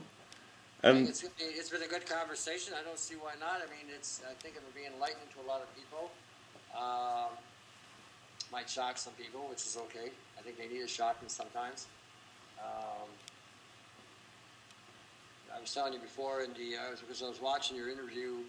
I forget who it was. It looks like we were on TV or something, and you were talking with this guy, and you were talking about, colloidal silver and the ozonator. You're showing him how to ozonate water and all this, and I was listening to you, and I was thinking, oh, he's very diplomatic. He's very civil. He's just the opposite of me. I mean, he kept a very good composure there. I'm more wound up kind of thing. So, I tell things the way they are. I speak straight out. I don't hold back. You can see that on my videos and YouTubes. We don't edit anything. All the mistakes are done there as well. And we left the mistakes in there on purpose because we know people that are going to make these things are going to make the same mistakes or make other mistakes and just show them, wow, yeah, I made a mistake, but here we go. We can fix it here. We can fix it so it's not the end of the world. And I keep telling everybody, this is not rocket science. We're not building a rocket to the moon. And you should hear the questions, I guess, sometime. I can imagine. The favourite question that people give me is when they ask me about the fulvic minerals, and they say, does it have a sell-by date? Should I keep it in the fridge? And, well, it's about 100 million years old already. I don't suppose you keeping it out a few days longer is going to make much difference. The big question I always get for me is, how long is it going to take? My response is this. God has given me a lot of gifts and abilities, but to read minds, split in two, and have x-ray vision are not in my repertoire. That's what I tell them. I says, I don't know. I says, I cannot look into your body and say, oh yeah, you're at this stage of this development. I said, it takes what it takes. I said, this is not, I always tell people, even when you go to a doctor and they give you pills, they can't give you any time frame either. They're giving you a drug for crying out loud, and they're just saying, here, take the drug. And nobody asked them, how long. They just take the drugs and go home. Somebody made a comment on my YouTube, because people always ask me, well, is this safe? So somebody wrote me on YouTube and said, it's funny, the people that ask you, is this safe, are the same ones that smoke and drink alcohol, and, are abusing and got piercings and abusing their body. I says, yeah. I said, and I wrote back, I never thought that way, but yeah, you're absolutely right. So you have to kind of laugh and chuckle at these questions, like, is it safe? You see me making this stuff, you see me drinking this stuff, and you still ask me, is it safe? Or how long is it going to take? I always, like I said, that's my favorite line. Splitting in two, reading minds, and X-ray vision are not in my repertoire. God gave me these gifts, but not those. And I'm not interested in reading minds, and I'm not really sure I want X-ray vision either. And the whole thing of splitting in two may have its advantages on some days. So anyway. When people ask me how long it'll take, now I say several things. I say, look, there have been times when you've been really, really well, and then by the afternoon you've been really ill, and that it can happen that quickly in reverse. And to others, I'll say, when I did a short course with Eric Pearl, the Regenerative healing guy, and there was one thing he said which I thought was really good, and he said, look, the healing can happen in a microsecond, and if somebody comes in believing it's going to take a year, it's your job to try and get their belief as to how long it's going to take as close to a microsecond as their belief system can tolerate. Well, most people that I deal with, I agree with that principle. I really do. I mean, it's true what he's saying. It's true what you said. It can happen, bling, take something and you're done. But, like I said, these people that you deal with sometimes, you look at them and you think, you know, you're pretty big. You're pretty beat up. You look like you've been run by a truck, buried by a train, and and dumped by an airplane. And you expect miracles here. I always tell people, I says, there is that divine element where God can heal you in a split second, but I said that doesn't always happen. And if it does happen, then usually it means you're called to do something far bigger and better than what you think your life is about. So right now, I said, it takes what it takes. And then people call me back usually in 2 weeks. And I tell them 2 to 3 weeks, you'll notice a change. You should notice something happening. And that's usually what happens with most people. Not always, but most. And once they see that, boom. Or if I tell them what I tell them, and then they go home and they got this wonderful discovery that all of a sudden something's working. I had a woman, a school teacher, she had mono. And she came to see me, and I gave her some stuff. Forgot what I gave her right off the bat. And she said, well, how long will it take? I said, I know the same repertoire I just told you, the X-ray vision thing. And I said, take what it takes. So she called me back in 2 weeks, and she said she couldn't believe how good she was feeling and was scared to tell people because she figured she might hex it. She was sleeping normal. She was energized. She came home from work, and she wasn't stressed out. She wasn't drained. I think I might have gave her B5 and rhodiola. Maybe that's what I gave her. And she she couldn't get over it. Just could not get over it. So she came back 2 weeks later. She says, this stuff's really working. I'm feeling really good. She says, well, good. She says, I'm scared to tell anybody. I said, why not? She says, well, I might hex it. She says, no, you're not going to. But that's the kind of, mentality people have. So yeah, I've got something. Oh, it might maybe go backwards, So, the fear factor. Well, yeah. I realised with myself that there are only two things that have ever sort of held me back. Fear, obviously, being one, and the other one being assumptions. That I've made assumptions in my life that something is the way that I thought it was going to be, and if I'd asked for advice. And you don't think about asking for advice because that assumption has been given to you based on a deception. Okay, we've all been deceived. So whatever facts or whatever again, as you say, is assumed is because it's been taught a certain way of thinking. So you don't think of asking because you're not thinking in another way. You're just thinking in that one-dimensional or one line or one parochial way of thinking. I started talking with a guy 2 years ago on Morgellons. I was doing research on the bio side of it. He was doing research on the polymer side.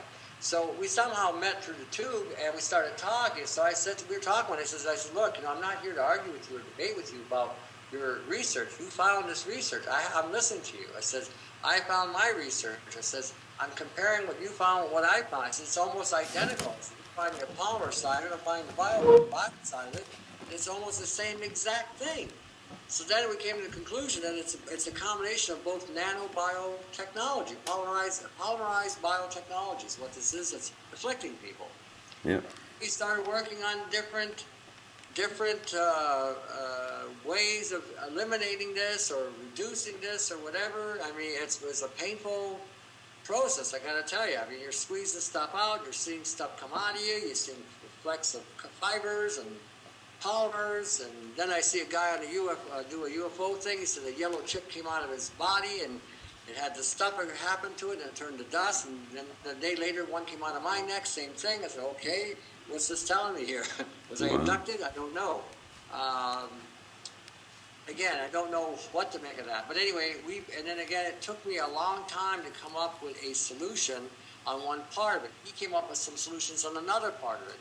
So that's how we collaborated, and we're bouncing ideas off each other all the time. And, and that's what's got to happen with the healers these days. We've got to put away our egos, listen to each other, instead of challenging, so that doesn't work. Okay, how did you get it to work? I mean, that's my question.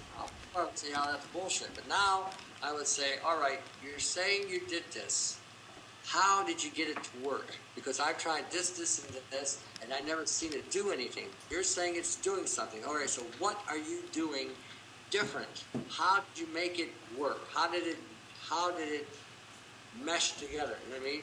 And that's how we got to start thinking these days.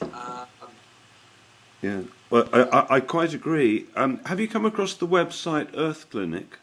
Yeah, that's pretty good. There's Be- some stuff on there that's a little hokey, but overall it's pretty good. That seems to be a good example of people working together. Yeah, everyone's collaborating. Even on my YouTube, I've got people start to talk with each other through the tube and through the messages, and sometimes they're answering other people's questions. You know, someone asks a question, somebody's already given a response because I've already given that response earlier. Sometimes I'm repeating myself several times on there, so that's good. I'm hoping that actually goes on. My big theme on the tube is when I tell people they talk to them, I said, they say, thanks for doing the videos and all this. I said, all right, I'm glad you watched it, I'm glad you enjoyed it. And I said, now make them better, and share the health. That's my big theme. To get everybody going. I've had people tell me since they watch the videos, now they want to be herbalists. They want to be, they want to get into the alternatives, which we need more of. Well, what gives people the most pleasure? What gives people the most pleasure is being of service, and there's not much more service or pleasure that you can get from making people who are really unwell well. Yeah. Yeah, it is a fabulously rewarding thing to be able to do.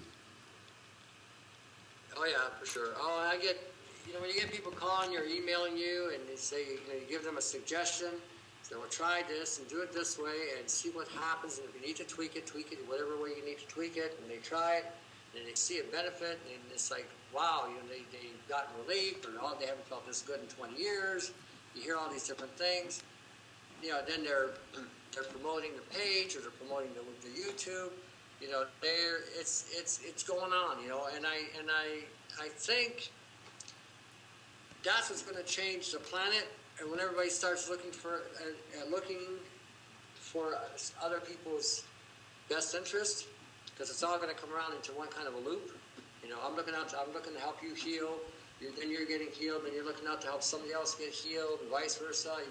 And by the time it comes back around me, it's like everybody's been working at trying to heal, whatever, and then, it goes from there. Now we're looking at energy devices and frequencies. Hey, maybe someone's getting into another form of technology other than what we're using today that's safer, or coming up with another another power source. It branches out. And, new ways of growing things, aquaponics, indoor gardens, whatever, and it's starting to develop these things in ways, and this is how to branch out. So that's where I'm I guess, optimistic that enough of us network. I think this will spread to be something really good. I think so, and I think there are a lot of resources out there that people haven't quite figured out are there. I mean, let's say that you were unlucky and you had a nuclear power station in your area. People don't seem to be aware that you can't turn nuclear power stations off at night.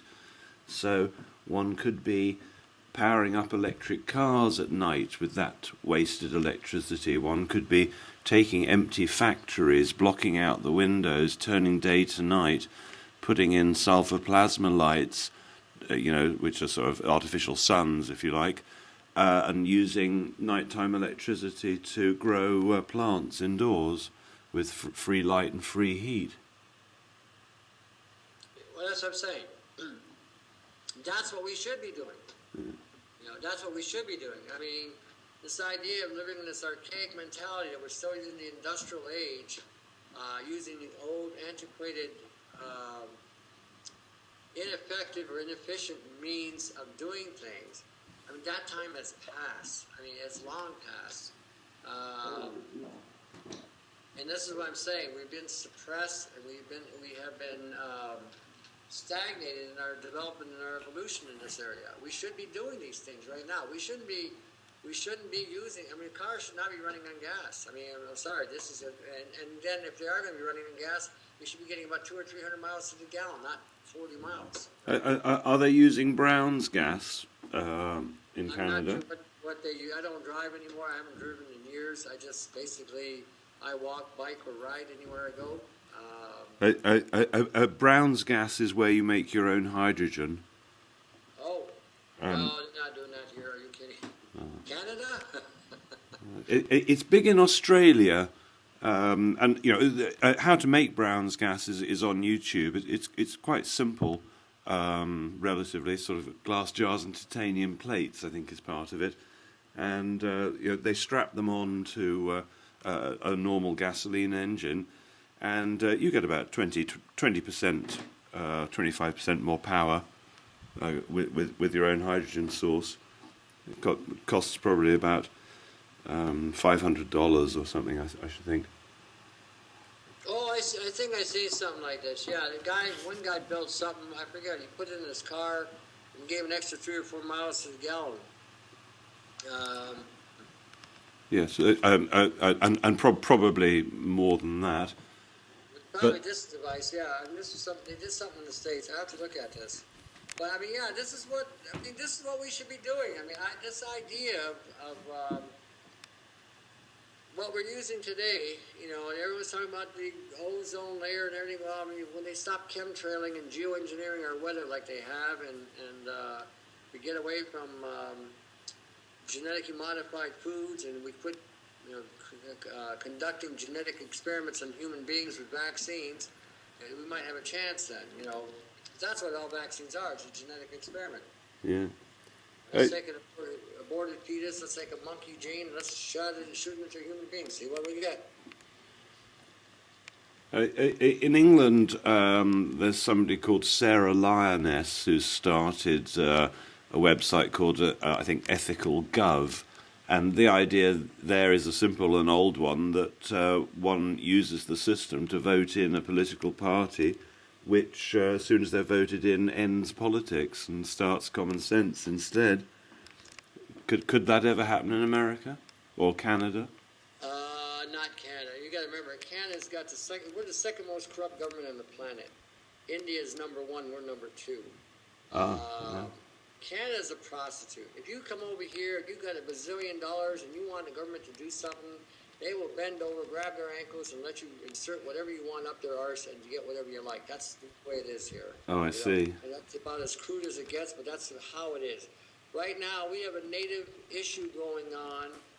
The government of Canada wants to do away with all the treaties they've signed with the natives, because the natives are sitting right now on some of the most pristine property in the country for resources. Mind you, if you have to live there, it's the worst shithole you could ever live in. Now, the way the treaties are set up is that since the government put these natives in these reserved areas away from everybody, that they would have to take care of these natives. Now they don't want to do that anymore, and they want the natives to leave those areas.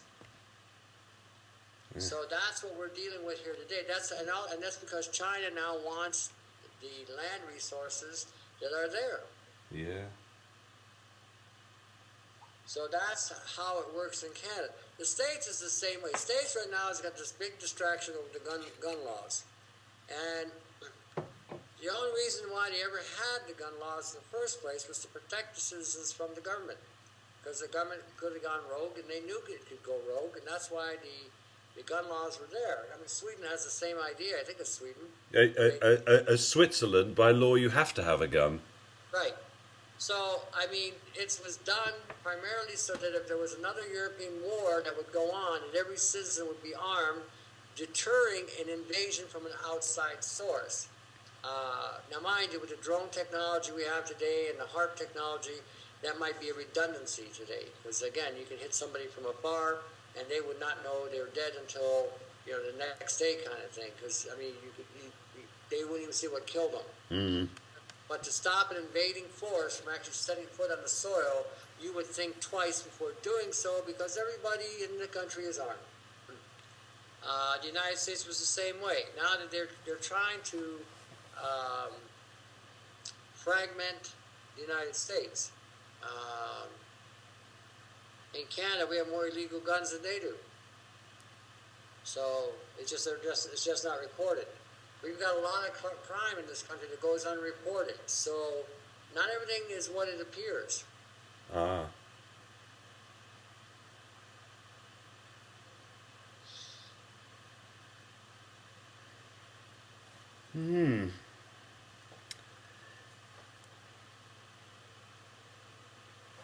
Well, Well, it's. like you keep your eye on Canada for the next couple of months with the native issue. You'll see what'll happen. I see. What percentage of the population are the original natives left? You got about 3 million total out of 60. Huh. You had 60 million natives here at one time, down to 3 million. Wow. They're almost extinct. But clearly, one would hope the old knowledge has been preserved over that time and can be people can be re-educated. Well, I've been giving them stuff that dates back in the early centuries. I'm supposed to have a speaking engagement at one of their meetings. They want me to go there and have a meeting with their natives. So I gave them a DVD that had bushcraft on it, survival stuff on it, energy stuff, you name it. I told the one, I said, this will turn anybody into a very high profile anything, technical, bushcraft, healer, herbalist, whatever. I said, make sure everybody gets a copy. So, and I've been distributing my information all over the world. So just in case they do decide to shut anything down, everybody will have it, or there'll be enough people out there that will have this information that can start it up and kickstart it up again. Yeah. Have you seen? There's a brilliant film called "The Power of Community" about Cuba. It's about 1990 when the Soviet Union collapsed, and suddenly Cuba was faced with the fact they were going to run out of oil in 6 weeks, and they ran out of oil, so everybody starved because the tractors wouldn't work and there were no lorries, no diesel to get the lorries to Havana and places like that. And the film Power of Community is explaining how they coped and how everybody in Cuba lost 20 pounds in weight, how they ripped up all the paving slabs on the pavements and grew vegetables everywhere, in every spare bit of space, in every roundabout, everywhere. It's very interesting film because it's very positive as well as being a little bit scary, but it shows what people sort of need to pay a bit of attention to. Well, that's the thing. We've been fragmented from a community kind of thinking. We've been dispersed. We've been, even from, when you look at it from every angle, from the family unit, it's been broken by the banks. Communities have been broken by the banks. We've been set one against the other. So it would take something that dramatic to get everybody to working back together. If everyone starts starving and you're all losing 20 pounds, well, that means that's 20 pounds of toxins that you just released from your body. That means your brain now is starting to come online. Yes, exactly. You know what I mean? Your body is starting to come back online. You're no longer under the influence, if you will. And now you have a priority, you have something to prioritize in regard to survival. And so now you're going to work together. You don't give a shit if the guy's got more money than you, or he's living none of that means anything anymore. Go try to eat your TV, When we had a bill coming in here, Bill C-5152, that's when I got involved with this end of the our health issue. And I contacted the newspaper company we had here, and I said to them, how come you guys are not covering one of the biggest stories going on in Canada right now, Bill 5152?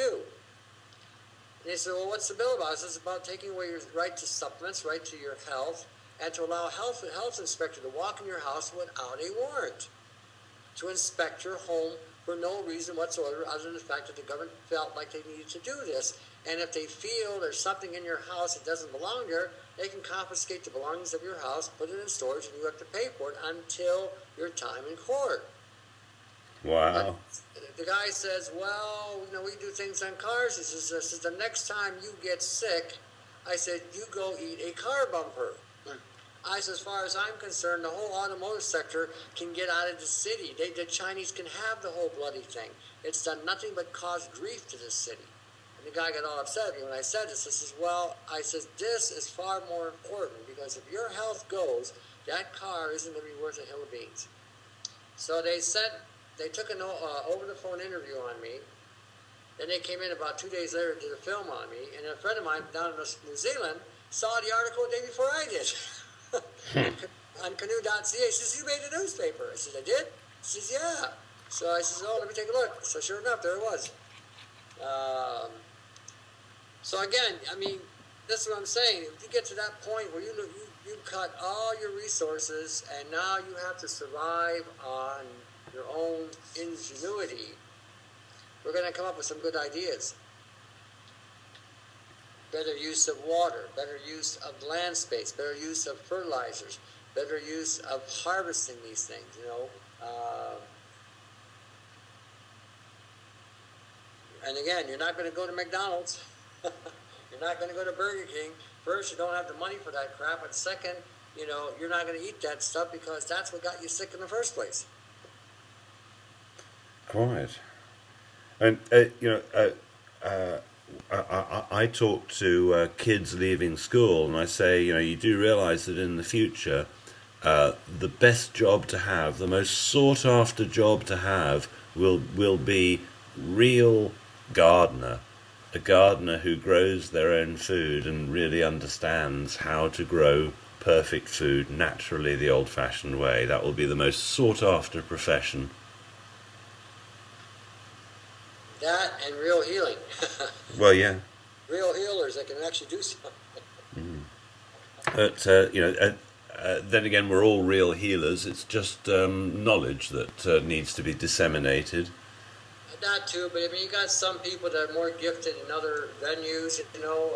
Some are builders, some are growers, some are, know how to put things together, some are designers. I mean, I guess on all of that, it does refer to some form of healing, but, you know what I mean? I cannot see the medical field continuing. I cannot see the drug industry continuing. I can see a revolt coming down the road where people are no longer going to take these things. It's only taken 30 years for some Canadians to have woken up and realized that all the time they spent with doctors has done nothing for them. Yeah. More and more people are waking up, and it doesn't matter what age they are as well. You know, the older ones are waking up even more than the others. They watched all their friends die. Or they've seen how their parents have lived, or they've had to suffer a destructive family, whether through divorce or whatever, and they want more. They don't want that. They do not want that. They don't want to go to a doctor and get a drug that's going to sedate them, or I can download this. Well, while we're speaking, I'm downloading this torrent. The power of community.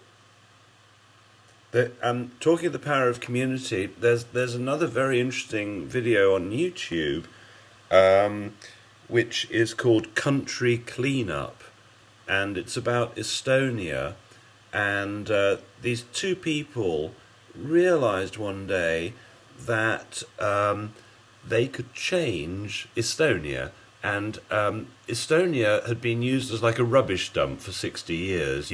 There was so much rubbish in the forests that you could see it from space, and when they realized this, they contacted Google, and they organized, with no money, the biggest sort of PR campaign that Estonia had ever experienced, and they got 50,000 Estonians to clean up the country. And what happened is they even got the president involved, and they got companies involved, and so in, I think, a 5-hour period, 50,000 people using equipment that was donated by companies cleaned up all of Estonia in 5 hours. And now, if you bear in mind that the population of Estonia is 1.2 million, so 50,000 actually was quite a big proportion of the population. So if one extrapolated that to, let's say, Canada, and you managed to motivate the same percentage of the population to come out and actually do something, that you could change the face of Canada or any country hugely in a day. People are sort of unaware as to how big a change it could be, because people go on strike, millions of people go on strike and nothing changes. But if those millions of people actually did something, like, make a mark on their country, if everybody, built something useful on one day, did something useful, we could change, every week or two we could create something marvelous. They did that once here in Canada about 20 years ago, some kind of big cleanup project that went on. And a lot of people got involved and they cleaned up the area. And lo and behold, no sooner did they clean it up than the automotive industry started dumping right back into it. And it really put a big kibosh on that whole element. Like, they just said that, they were grateful for the people that did this, but it was their territory. They could do whatever they want with it. And the Canadian government didn't do anything about it.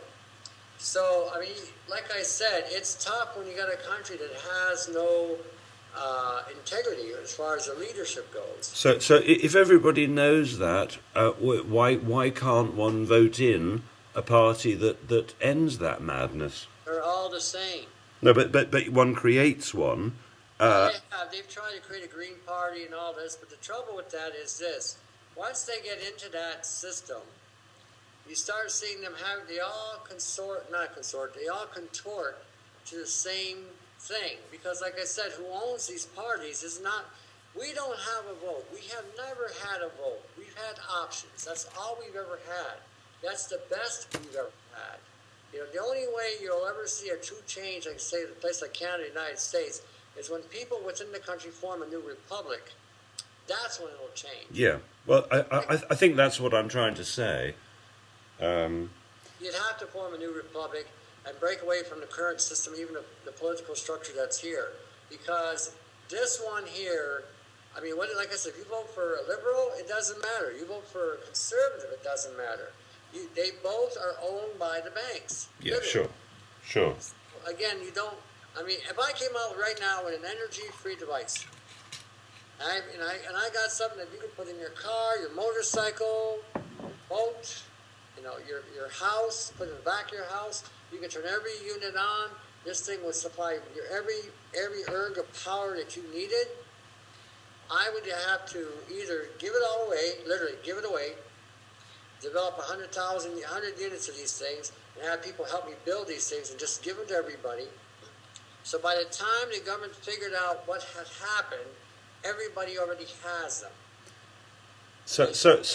I'm aware that when you look at the list of free energy inventors, 90% of them are dead, but it does surprise me that somebody hasn't just flooded the internet with how to make a free energy device that's cheap, simple, and works, and why. I've read a million reports about free energy machines that work, but I still don't understand why they're not everywhere. Because everybody's still trying to capitalize on the profit end of that. But there must be some people who've seen beyond that and just... there are. And I'm sure what they've done is they've started probably the same idea I did with my thing. Okay, when I started doing what I'm doing, people kept telling me, we're not making any money at this. I says, no, I'm not making any money at this. No, not really. I said, I'm barely getting by and everything I'm doing is out of pocket. I said, if I had $1 million, this would be so much easier, but I don't have that. But what I've done, like I said, is I've given it out. And I've had over 800,000 viewers watch my YouTube. The information's got out there now. You can't retract that back.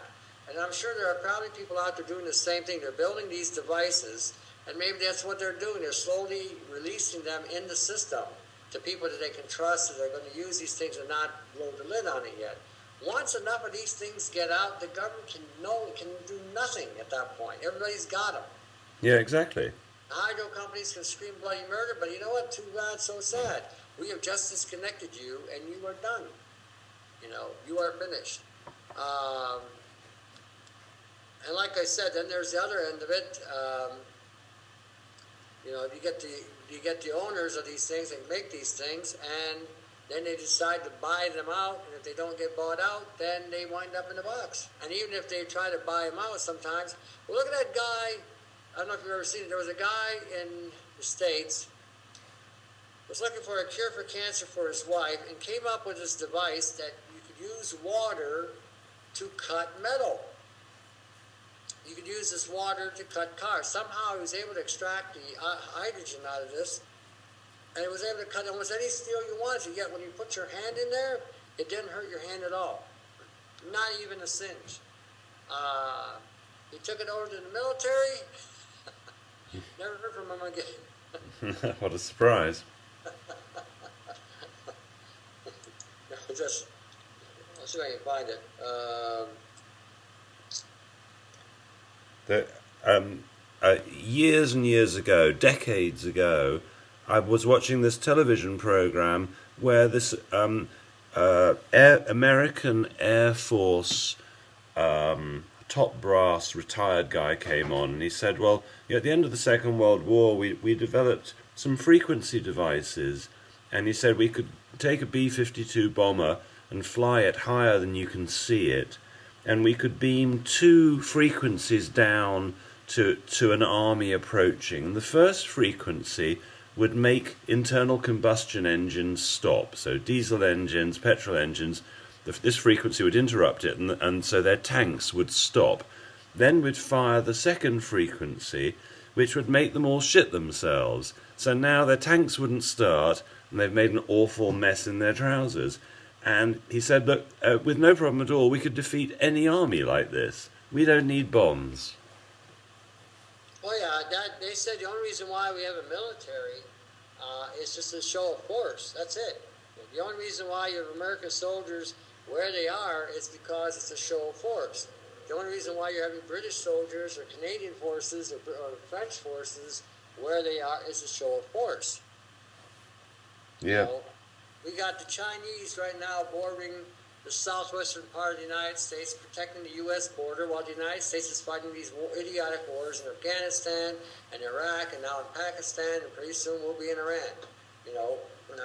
Well, hopefully not. You know, I think we have to be careful with our language not to just blindly accept that these things are going to happen. And you know, I'm a pragmatist. I see the patterns, and I see the same pattern repeat itself. The only thing right now that's going on is there's something there happening with the Russians, the Chinese, and the Iranians. Now they've kept, for some reason, they've kept Iran in their little matrix, if you will. But I mean, you can see they've paved the way, and they've knocked out Afghanistan. They've knocked out Iraq. They're knocking out Pakistan. That's just a doorway for whoever's coming down that road to move in a certain direction. Yeah. Everything's heading toward the Middle East. You can see this coming to that point. Well, you know, the American empire is obviously so bankrupt that it has to keep invading other countries to keep afloat. Yeah. Same thing that the British did 100 years ago when their empire was collapsing. They did the same thing. They kept going into other countries, stealing the wealth. You know, the biggest effect or blow that set the British back was when Mahatma Gandhi, with his peaceful movement, got rid of them. That was the beginning. And then during the Second World War, when they lost access to their what they owned in the Middle East, went to the United States because they were broke. Before the Second World War, the French and the English owned about 30% of the oil, and the rest was, you know, the Americans and whoever else was there. After the war, the United States owned about 70% of the oil that was there. So, because the French and English were broke. It's the oil thing's funny.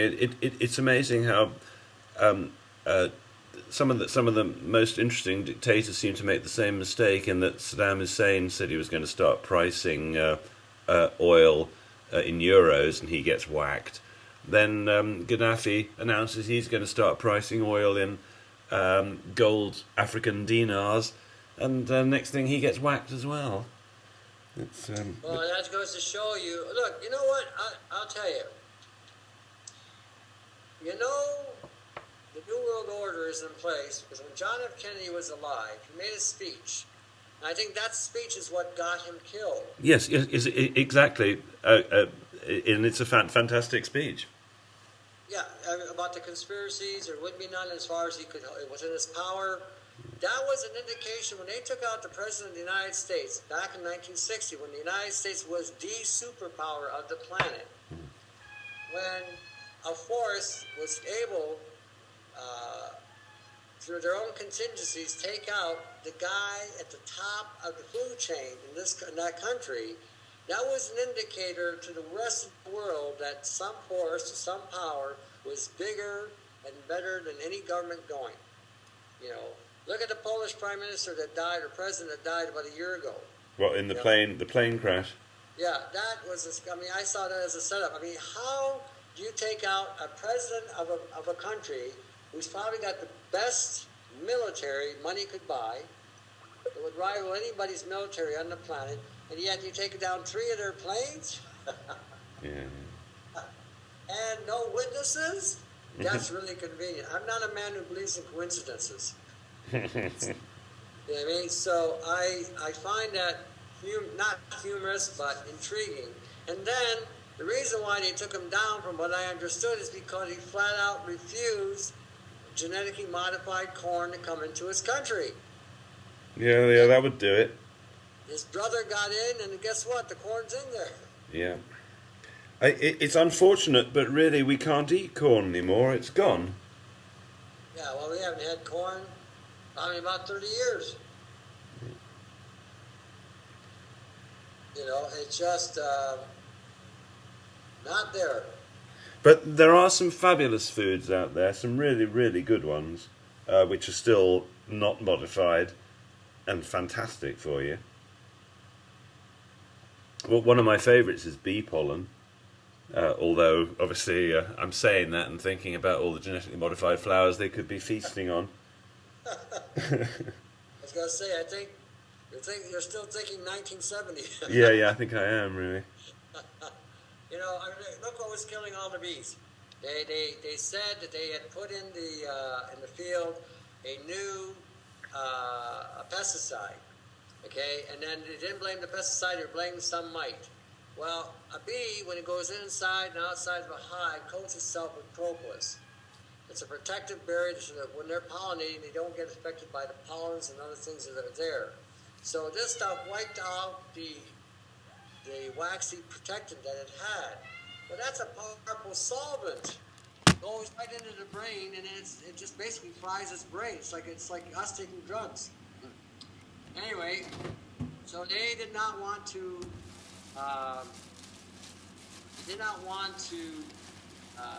Take responsibility for that. Well, that's telling you that the bee is having a hard time pollinating the plants with these chemicals. What's in our pollen? What's in our honey? I got pasteurized honey here I sell. Sometimes I wonder if I should be selling it. Well, I get my bee pollen from the forests of Romania, and I'm just about to switch that to the forests of Uzbekistan. I've been getting some fantastic stuff from Uzbekistan, where the forests really are still, luckily, unpolluted and fantastic. There's real wild food still growing. Well, again, if you're up in those areas there, I mean, I remember I was listening to you and you mentioned the Hansas, and I was really surprised you mentioned them because I thought I was the only one that was mentioning these people because everyone keeps telling you about how long the Japanese people live. I said the Japanese are barely outliving the Americans. I said, what are you talking about? I said unless they're living in some rural community in the middle of nowhere, I said they're not living any further, much more than Canadians or Americans. I said the Hansas and the Hopi Indians. As far as I knew, up until a couple of weeks ago, there's another tribe somewhere in the Middle East. Their average lifespan is between 125 and 140. I says, they don't eat soy. They don't eat any of this crap. Have you read a book called The Wheel of Health? A long time ago. It's by Dr. Wrench, I think, and the book is just fantastic. He spent years out in the Hunza, and really looked into their diet in detail. And the Wheel of Health is a real must-read, I think, because they were living to 150. It's outrageous. You're mentioning the same thing. They were not having babies until they were 70 or 80 years old. Yeah. That would kill all the women here. Yeah. I mean, people can't accept the notion that women could have babies at 80. That's what they were doing. It's just outrageous. They were playing some kind of a game, if I read correctly. It was sort of like a combination of polo and soccer. It was a very brutal game. And they were playing this game in their 70s. 70 and 80 years old. It was like a rugby game or on horses or something. I thought, holy shit, these guys are pretty tough. The Hopi Indian, their lifespan is about 110. And the interesting thing about these lifespans of these cultures, they live in some of the most harshest areas of the planet. Which in itself, of course, is part of it. Because the thing about the Hunza was that, or one of the many things was because of the harsh climate, they didn't have a lot of wood, so they didn't cook their food a lot because there wasn't a lot of wood around, and they never wasted anything. They cooked their food in really tightly closed pots, which in itself would cook it more thoroughly if you think about it. Yeah. The heat doesn't get released. Okay, when I cook, I put a lid on my food. It takes half the time to cook. It's cooked right through. And depending on what they put with it. From what the one guy wrote, their water supply was loaded with peroxide. They're eating apricot bits, which was high levels of laetrile. Yeah. They were eating meat. They were eating, what the hell were they? It's like a lamb or a yak or whatever the hell they were eating. Yeah, and they also drank wine. Yeah. I mean, they did, and their population pretty well stayed the same. Didn't really go beyond a certain point. It didn't go down beyond a certain point. And clearly the water was a big thing. Have you tried Patrick Flanagan's products, Mega Hydrate or Crystal Energy? I've used the microhydrin years ago. I didn't really see a whole lot with it, to be honest with you. But then again, like I always say it, because I was experimenting with a lot of different things as well, so my system may just not have needed it. Yeah. That's another thing.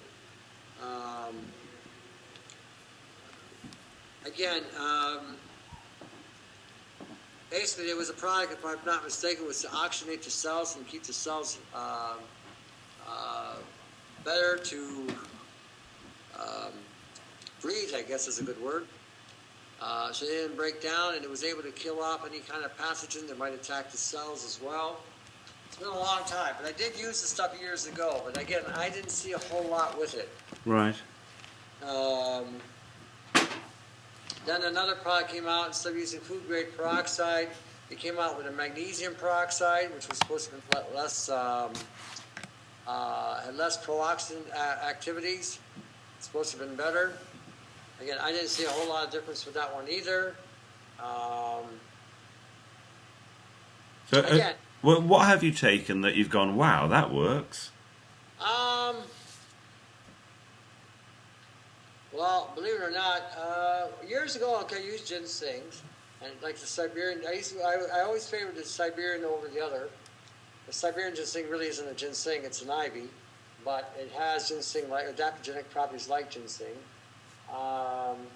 Rhodiola, I'm more than impressed with that. I see more results with that. If you want stamina or whatever, if you need something that's going to keep you going, that will do it. Tell you a true story. I was down in Arizona. I was telling this guy about rhodiola because I use it, and I always use it in conjunction with B5, just like I would use Siberian ginseng with B5.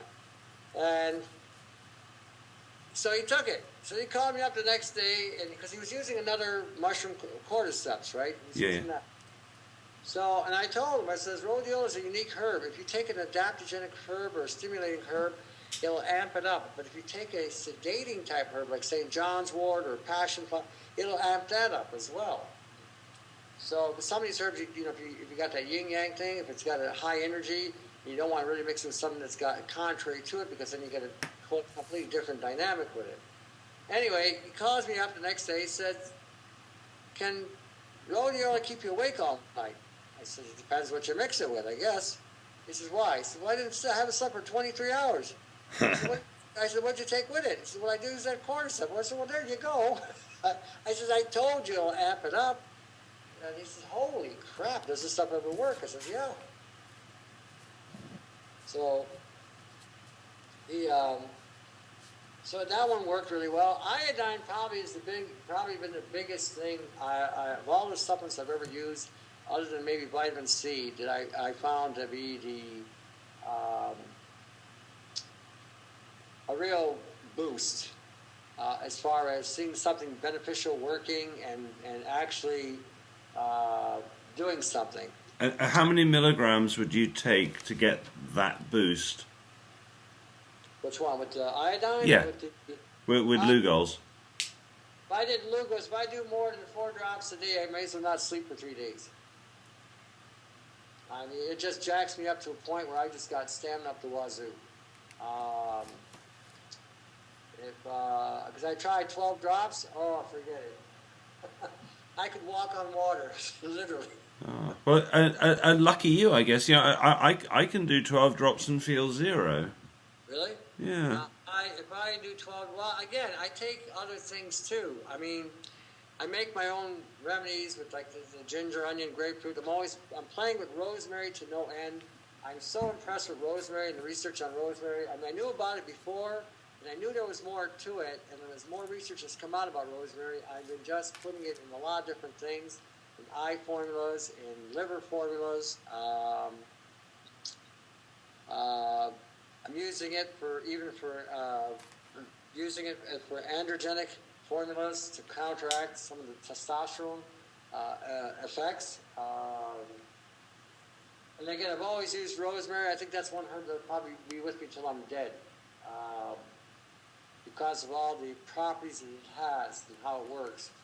I will take B1 is one that I use also that I see a lot of effect with, especially if you combine that with MSM and serapeptase. Holy crow. I've had people with diabetic neuropathy call me up in 10 days and tell me that their feelings and sensations in their fingers and toes have come back. So B1, MSM, and serapeptase. Yeah.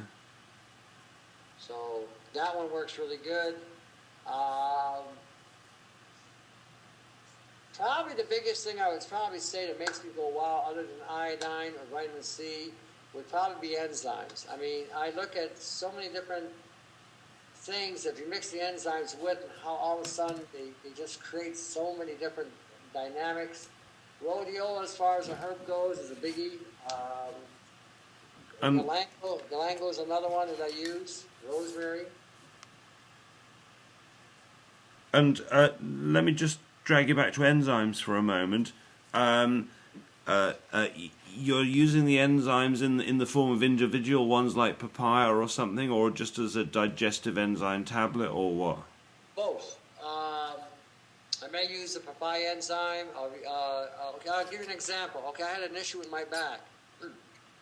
Now I was down in Arizona. So what I was doing is I was using a serapeptase enzyme, 10 milligram strength, 20,000 SU units, with another enzyme called Infizyme that had a high level of trypsin in it.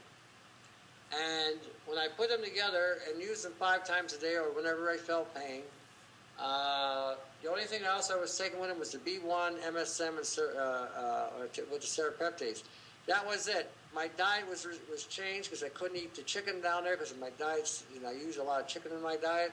Their chicken caused me a problem, so I didn't use it anymore. So what I did was I had unpasteurized milk, which makes a huge difference in healing as well. So within the first 2 weeks, the pain subsided. The 4th week, my lower back shifted. It was as if my hips were contrary to each other, realigned completely. By week 8, the center of my back readjusted. By week 13, this part between my blades, shoulder blades, center, and lower back all let go at one time and shift. I went through a healing crisis for 2 days. I couldn't breathe because of the shift. Again, doing 5 doses a day because I found that seems to be the magic number to use, number 5 or higher. By week 15, I was down to 1 dose a day for 2 months. I never had a problem since.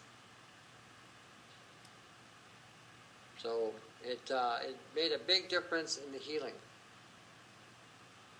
Yeah. And how much MSM? 1,000 milligrams. Five times a day. Yeah. Yeah. Well, I didn't take that 5 times. I only took that twice a day. But the enzymes I took 5 times a day, sometimes 6.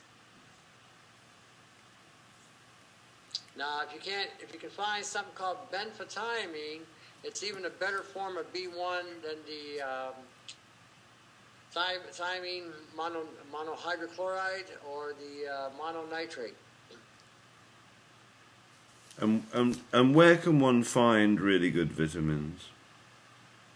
Well, again, they're all coming from the same source. I use a company called Cellular, and now primarily because when I read their ingredients, they've got the least amount of contaminants in their supplements.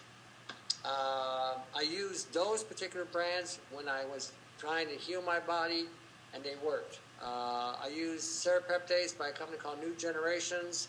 I mean, you can get it almost in any. The European brands should probably be better. I would think it would be a little bit cleaner.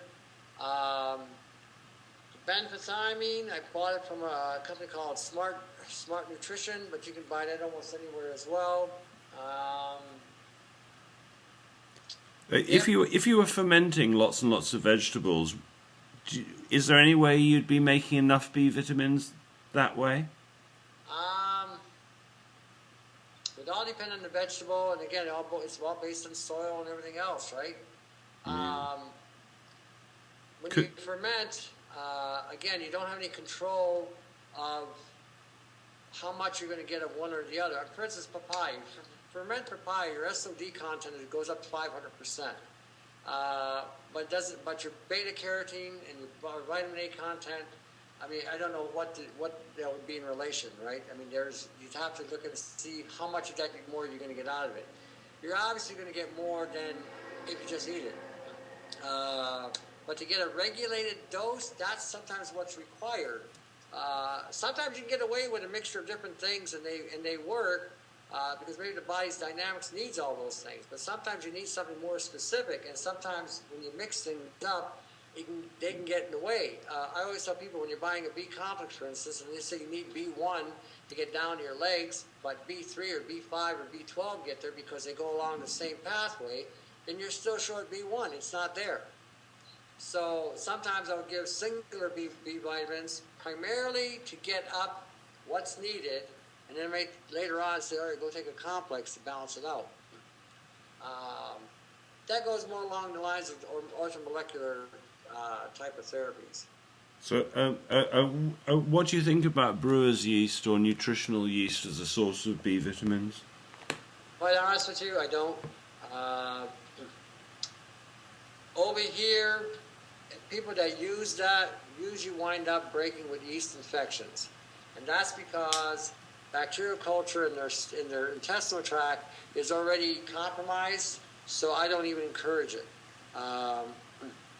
You get people that just drink a beer, and you should see what happens when they drink a beer. They get gout, they get uveitis, they get all kinds of issues going on, skin outbreaks, just from drinking a beer. So I don't push it so much, primarily because, like I said, I don't see it living up to what it used to. Yeah, back in the 60s and 70s, that was the best source of B vitamins to take. It had one of the richest sources of B12 in it. It even had, I believe, B15 in it at the time. But today, again, I don't see it.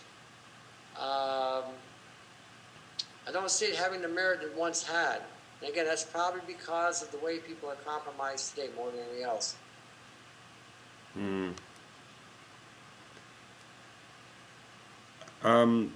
So as far as the compromise is concerned, what I've been telling people is to take zeolite and to eat coriander and to take fulvic minerals and so on to try and clean their bodies up.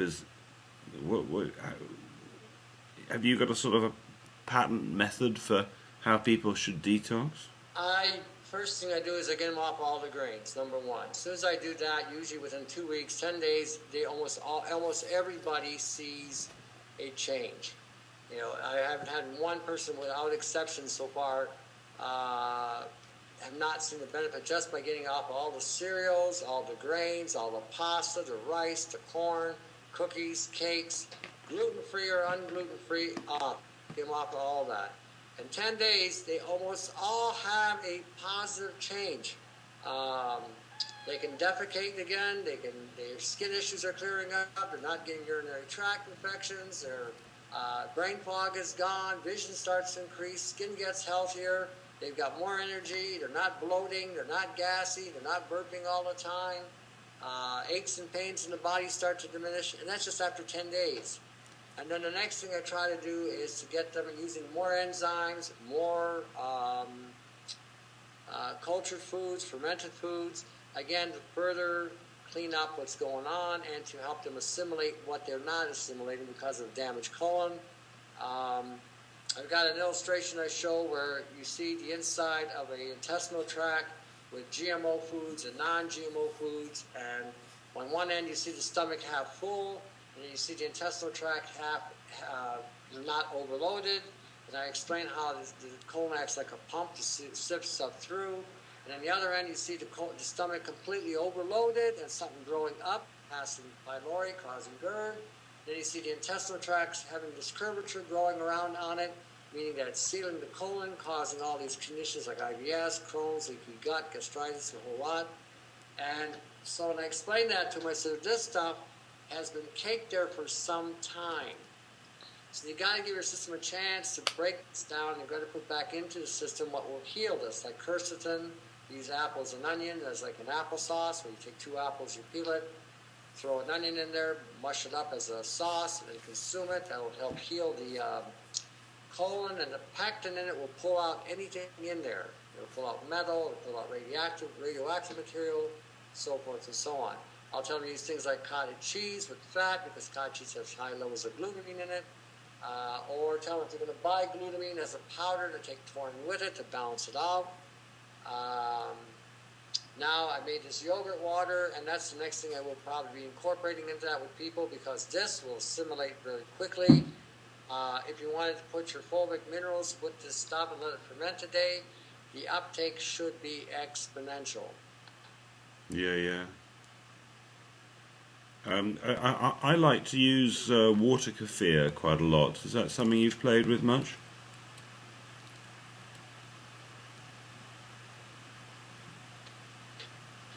Are you there? Zeolite, I looked into it, and I don't know what to make of it. It's too much.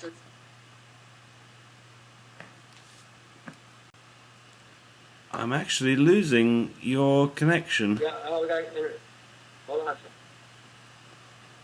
Yeah, you know what it is? Because we've been out here for a while.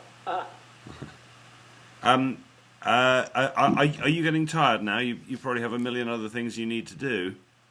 No, I'm good. No, I just couldn't hear you because you broke up. All right. You're back now. I can hear you again. You're saying something. I looked into zeolite. I was going to try it and use it. Decided to do some research on it on the PubMed, and it was one part of it said yay, another part of it said nay, and there was no real clear-cut anything on it. And I thought, okay, I'm not going to take it, but what I'll do is I'll put it in the ground and feed it to my plants. That's what I did. Yeah. So my plants got the benefit from it. So then when I ate my plants, I got it indirectly that way. That one I'm still not sure on, because like I said, the research I've got on it, it's very controversial on it. There's a lot of aluminum in it. There's a lot of other things in it that, again, makes me a little suspect with it. So I'm not sure what to make of it. So I figured, okay, if it's in the soil, the bacterial culture can break it down. utilize it, whatever, the plant can filter it out, and they can eat it that way. The fulvic minerals, no problem. I've been using Shilajit for a long time because that's what it has. It has the fulvic and humic acids in it to help you, again, utilize the minerals more effectively. I actually put that in my yogurt water. When I blended the yogurt to make my yogurt cheese or yochi, I let that drain, so all that, the elements of the Shilajit are also in that water, so they'll have fermented. So again, that one I don't know. I don't know what to tell you on that one. I've not used it. I've used it indirectly in the garden. That's how I did it. Yeah. I've heard some very interesting reports about people with using zeolite. I mean, all the different sort of soils and clays are very interesting. About the funniest story that I can think of with clays was a client of mine a few years ago who was taking bentonite clay said that in the morning she passed a little piece of Lego. I don't know whether you have Lego in North America. Is that like a building block for toys? Yeah, exactly. And she said that she didn't remember swallowing a piece of Lego, but it would have been 20 years ago, and so presumably that piece of Lego had been hiding in her gut for 20 years. See, I don't use the bentonites here because they are loaded with lead or aluminum. Ah. So I don't push them. I see. I usually go with pectin. That's how I'll go, or I'll go with charcoal. But I go with pectin first, and pectin's real easy to make. I mean, when you get an orange or a lemon or a grapefruit and you peel it off with a potato peeler, what you've got is that thick white covering, the bioflavonoid.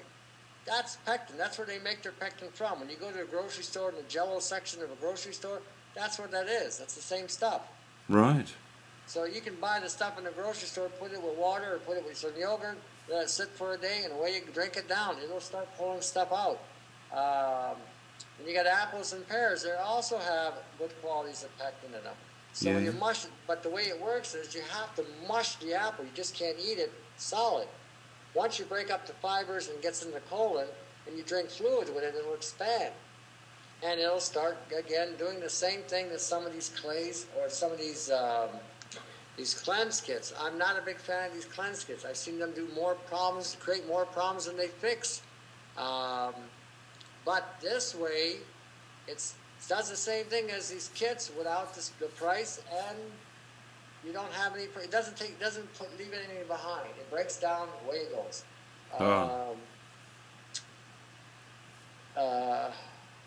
And like I said, I was playing with this liquid stuff, this liquid bacterial culture. That stuff emptied stuff out of me that must have been sitting there for a while. I couldn't believe how many times I went in one day. It was just amazing. What did I take? The other day I took some lipase. You can buy lipase at any cheese producing place that sells cheese kits. Lipase breaks down fat. Well, if you got people with gallstones or liver issues, fatty liver, you give them that. You give them that, or you give them B5 or sunflower lecithin or acetyl L-carnitine. Breaks it up. But the lipase will go into the gallbladder. If you've got any fatty buildup there that might start producing a gallstone, it'll knock it right out. And if you had your gallbladder removed, really, you've got to eat a fat-dissolving enzyme, haven't you? Yeah, you have. Yeah, you have no choice. You'll either that or using B5, because B5 utilizes the fat as well. I mean, the B5 and vitamin C help in the conversion of the saturated fats for hormones and other things. So anything that's going to use it as an energy source, that's what you want to consume with it. Even using things, like I said, sunflower lecithin, egg yolk lecithin, these things will also help keep it so that it doesn't get hard. And what do you recommend for liver spots? Sometimes something as simple as vitamin C. Sometimes, I mean, it depends. Sometimes it all depends where people live on that one, because it all depends what contamination they picked up. I mean, You can get one person vitamin C and green tea, and the vitamin C amps up the effect of the green tea by a factor of 13. So next thing you know, some of these spots clear up on their own. Sometimes iodine will clear it up. Sometimes something as simple as a combination of specific enzymes will clear it. It all depends what's down there that might be causing it, you know. If it's a metal contaminant, then you might want to use an EDTA serapeptase combination with MSM and vitamin C so that you can pull the stuff out and protect your liver at the same time. When I use chlorophyll, a lot of times, that I notice a lot of my brown spots lighten up a lot.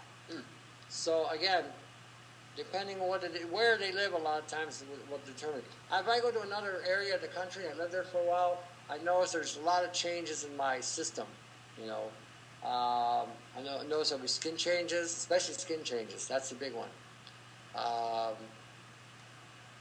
When I went down to Arizona, I think the only thing that happened down there is I started losing sleep. Because I got so involved with chemtrails and everything else that I just wasn't sleeping anymore. Oh. Well, one has to remember not to be frightened. They want you to be frightened. No, it wasn't about frightened. I'm not the type of person that fears, but you know how you get involved with research and you're ready to call it a night, and all of a sudden a door or a window cracks open. And you go through that little opening, and then all of a sudden there's a whole plateau of information and data and resource that you never would have saw if you didn't go through that plateau. So the next thing you know, you're up for another 3 hours downloading and copying and pasting and posting and all kinds of stuff, and before you know it, it's 5 in the morning, you know, and that was going on all the time, so it still does. Yeah, no, I'm familiar with that one.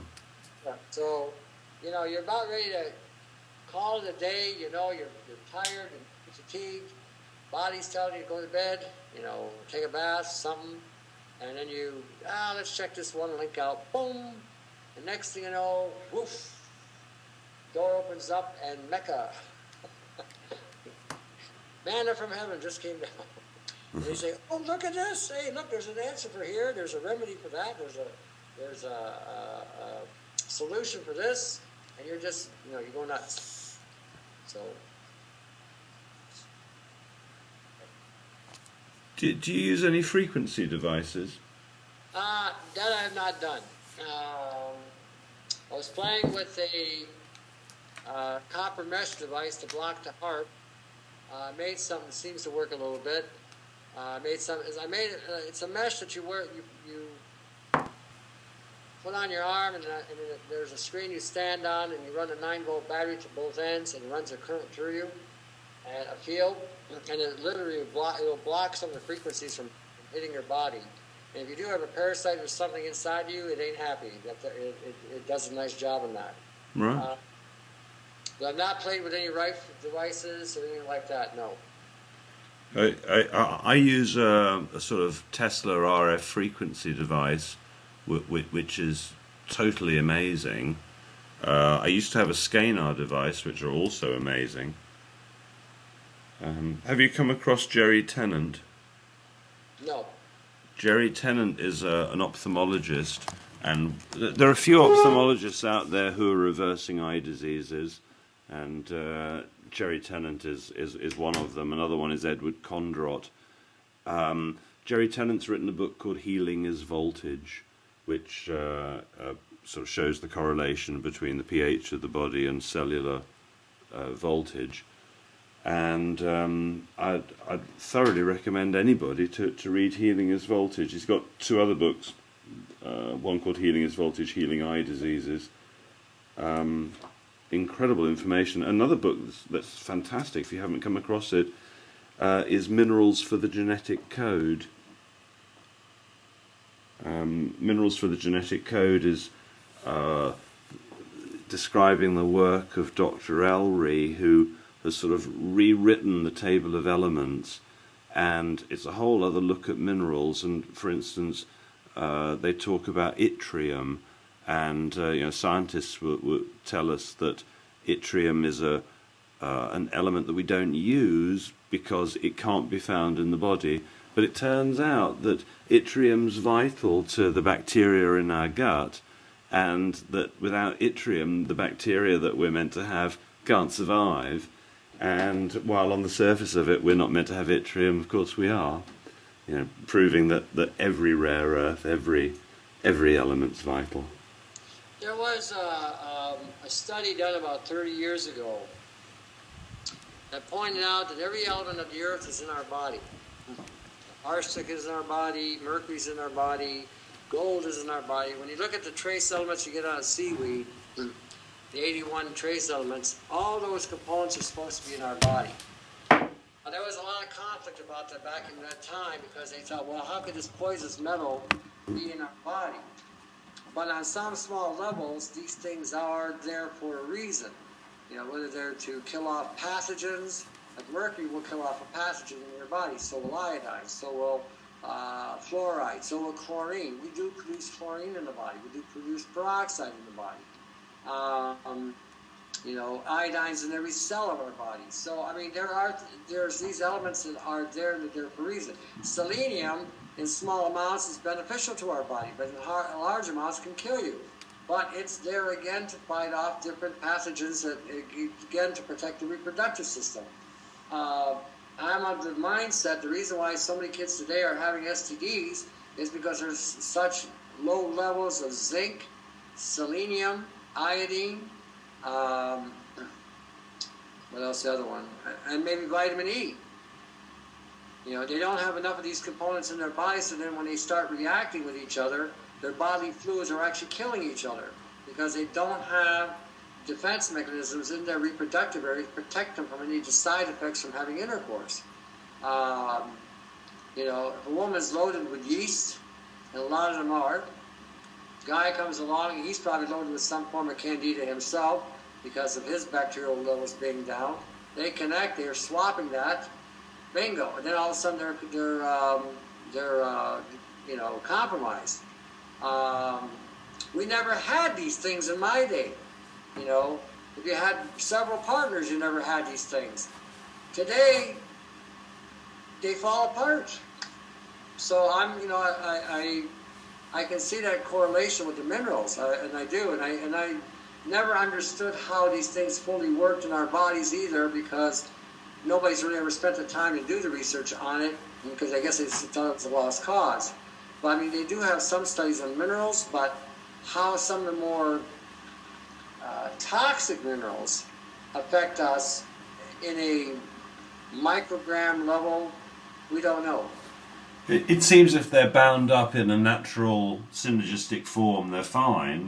The arsenic in the apple pip is fine, but you extract it and it's deadly. Well, the early Greek herbalism used to combine some of the most deadliest plants with other plants to treat specific pathogenic issues in the body that otherwise a person would have died. Now, the poisonous plants that they used, any one of the poisonous plants would have killed a human being in moments. But when they were combined in a specific way, the poisonous plants did not hurt the person. It did kill the pathogen, but and then the person would get sick as a result of the die-off, but it didn't hurt the person that used them. Now, that's a level of herbalism I'm not at. That's one that, honestly, that's where we need to be able to understand how to use all the elements properly, and know how to put them together properly so that if we did get hit with something like, for instance, an HIV, instead of, okay, I give people for hepatitis C, I've got a formula that seems to work to help get rid of hepatitis C. It should work on HIV as well. And there's some argument about HIV today that basically, again, it boils down to minerals. If the zinc levels in your body are low, the HIV is actually a little minuscule nothing. But when the zinc levels are low, the antibody that protects your system from it becomes weak, collapses, and then the HIV starts to grow. And again, it's a result of a zinc deficiency.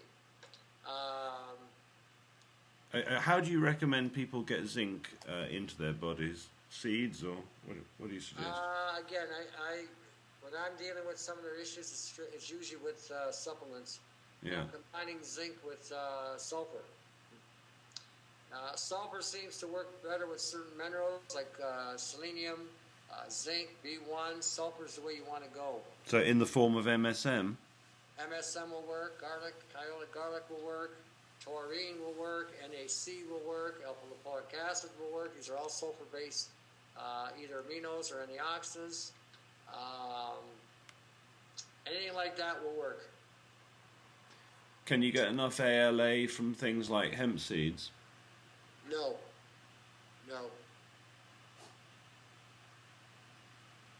I mean, okay, let me rephrase that. If you're dealing with pathogens or something that's very debilitating to a human being, you're not going to be able to extract enough of that out of that food source. There's no way. Body's compromised, it's busy trying to fight off whatever's going on. It has to go through a biochemical process to break it down. That's energy. It's just not going to happen. You'd have to consume copious amounts of it. I mean, look, to get an orange to give you equivalent of 5 grams of vitamin C a day, you'd have to eat 100 oranges. Yeah. Okay? Camu, and amla are the highest sources of vitamin C you're going to buy food-wise on the planet. They give you about 2.7 to 3 grams of vitamin C, but that's if it's fresh. If it's dried or dehydrated, it's not even, if you'd have to take a tablespoon of that stuff, and it'll only give you 900 milligrams. So it's just not going to give you the same kick as if you go to a health food store and buy 1,000 milligrams of vitamin C. I can take 30 pills a day of that stuff. I'd have to eat pounds of that other stuff in order to get the same effect. It's not even going to be doable.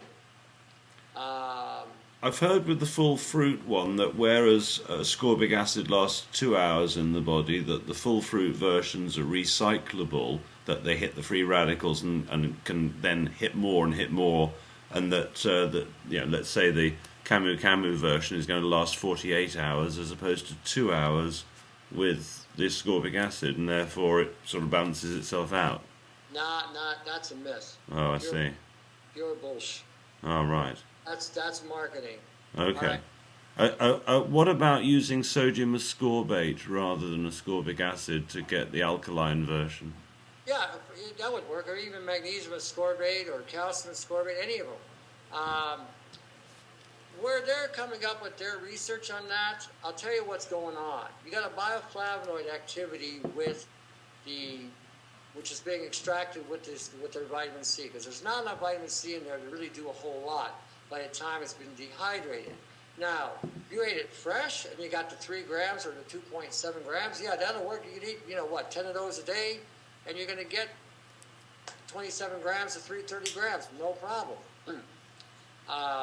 When you're using ascorbic acid, for instance, and if I add a bioflavonoid with it, I'm going to get the same result. I'm going to get the same impact.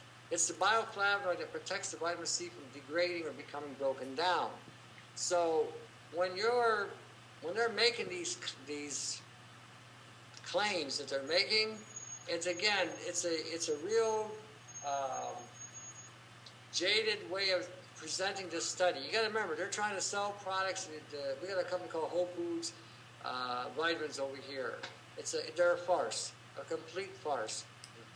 And you cannot dispute 80 years of solid evidence and solid results with ascorbic acid. I don't give a shit what anybody tells you on that one. Yeah, it certainly works. I've seen cancer cured with it. Sure, that's what I'm saying. So you can't, if you're going to tell me that the whole food vitamin C has merit and it can stand on its own merit without trying to knock ascorbic acid out the picture by saying it's an inferior form, and that's what the health food industry does, and it's been doing for a long time. So what happens is you buy that product now and you find it doesn't live up to its hype. And a lot of people are saying that with these whole food vitamins. They initially feel a change because they made a change, but then after a while it doesn't work anymore. Well, it's at such a low dose, how can you expect it to work? You know, like I tell everybody, we're living in the year 2012. Unfortunately, the reality is this: you can eat the right foods, and it's not going to be enough. You have to remember, 40 years ago, we were not having this kind of chemtrail activity that we have today. They were chemtrailing us, but not like today. Okay, 40 years ago, 50 years ago, we were not eating genetically engineered foods and having genetically engineered bacteria changes in the soil. We weren't doing that. So back then, if you ate these whole food vitamins, supplements that you're eating today, they would work. You wouldn't need to use so much because your food quality and your food value, as far as nutrition and nutrition being more sound, you wouldn't need to supplement them that much. So again, they would work. But today, it would be a crapshoot. Yeah, I'm not convinced. I have not seen any real studies yet that shows me that whole foods, vitamins, are superior to the synthetics. I have not seen them actually cure anything that the synthetics have cured. I've seen B1 cure things like neuropathy. I've seen vitamin C cure things like cancer and viruses and bacterial infections. So until I can see a track record with this showing that it has a consistent effect at treating or curing somebody of some of these conditions, then you really can't make any comparison because it hasn't done anything. You know what I mean? If someone tells me that zeolite is curing cancer, or zeolite is curing hepatitis C, okay, let's just say hepatitis C, and there is a consistent track record that zeolite has been curing hepatitis C for 10 years, and then someone comes along and says that zeolite is an inferior product, it doesn't live up to its expectations, and we've got a product that's better than zeolite for curing hepatitis C, I'd have to say, okay, let's see the track record. Let's be done. You know, let's see what you've got. Zeolite is working. Okay, this I don't know. yeah.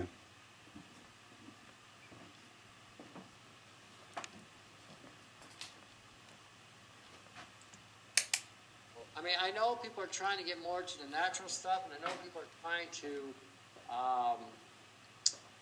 get back to a fruit-based nutrition, and I think we have to get back to that, but I think in the interim right now, we are going to need every venue we can use. I'm a big believer of using aspirin. A lot of people, I've even got a chemist buddy of mine that argues with me about it, says, you're crazy. I said, no, I'm not crazy. Aspirin cures cancer.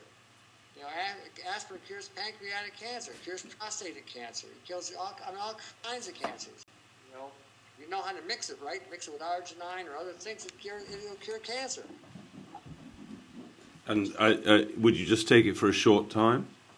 You don't need it for a long time. I mean, if you could take aspirin on a daily basis without any side effect if you combined it with magnesium. But back in the 1950s, they combined choline, magnesium, and aspirin for migraine headaches, and it worked. Wow. It worked great.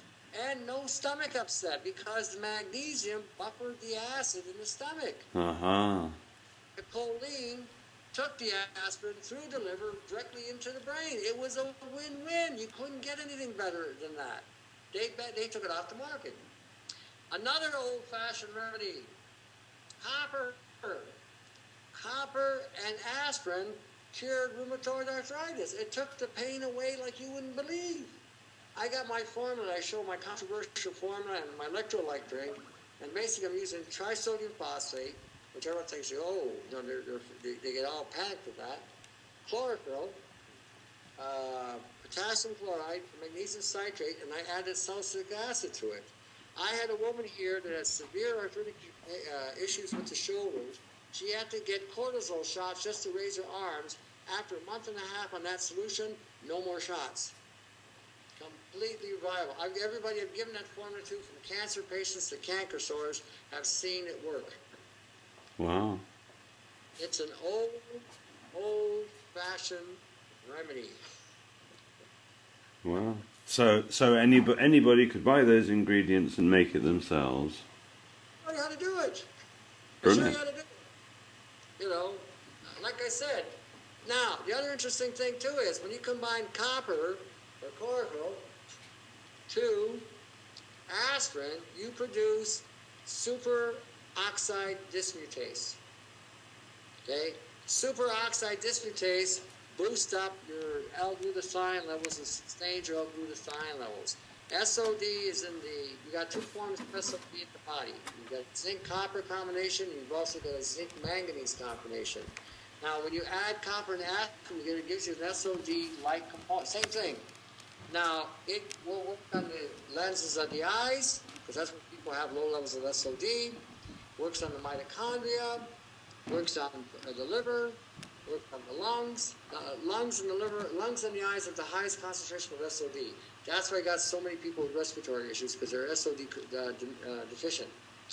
And it works. Another thing they used to use for pain was lysine and aspirin.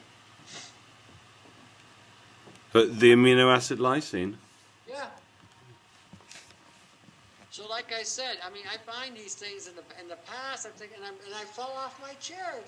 Culpeper. I was reading about 12th century herbalists, right? Comes out with a combination of gelatin and comfrey root.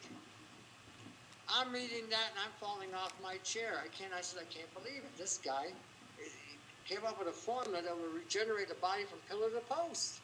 I gave that formula to a guy who had a back that was so badly mangled that they were going to have to do surgery on him to put 2 pipes in his back just so he could sit up straight. Called me up on my show. I told him about the formula. Told him to use it 5 times a day. And then what his wife did is they took the comfrey from the tea, made the poultice, and put it on the lower back. In 3 months, it refortified his spine. Didn't need the surgery. Wow. Something that simple. So, I mean, we have at our disposal this information. We just got to find it again, apply it again, and get away from all this other garbage that they're throwing out there. When you were talking about chlorophyll earlier, are you talking about sort of the juice from grasses or what? I was buying a product by Bernard Jensen. So it's a purified product. They derive it from peppermint and alfalfa. I make a drink with, and I show you how to make it on the YouTube as well, with parsley, dandelion, and watercress. It's very rich in chlorophyll. That one there, if someone has, again, pain or feels, and that drink there alone will give you almost every mineral and almost every nutrient your body could use in that combination. So, and again, it's very cheap, very inexpensive. You know, what does parsley cost you? What does dandelion cost you? What does watercress cost you? And for $4, you make computers.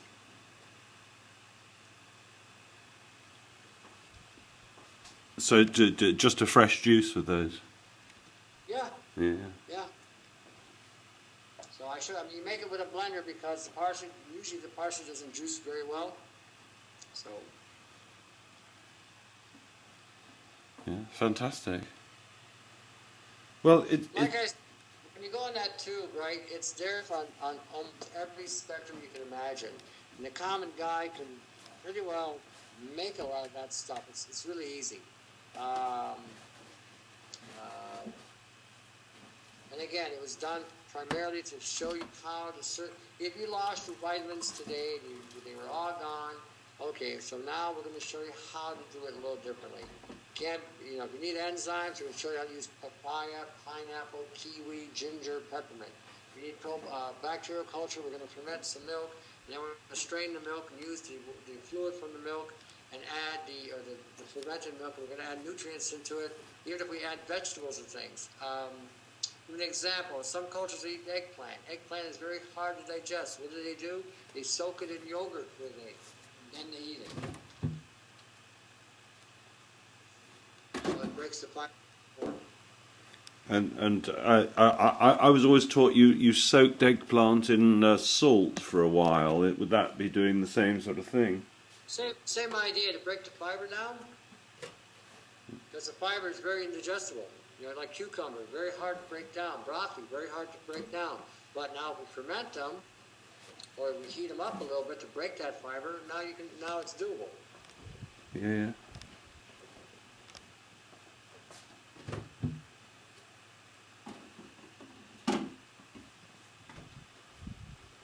Well, it's been absolutely brilliant talking with you. I could go on talking with you for weeks, but I feel I should let you go. Maybe I should let you go. Listen, Clive, I'm glad you called. Use this information any way you like.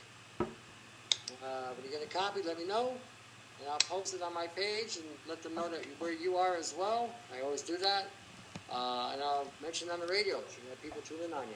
Well, fantastic, and I shall tell everybody about you because clearly you're a genius, and everybody needs to know. And I mean, your stuff on YouTube is just fantastic, incredible. I tried. Yeah, well, you succeed. Well, yes.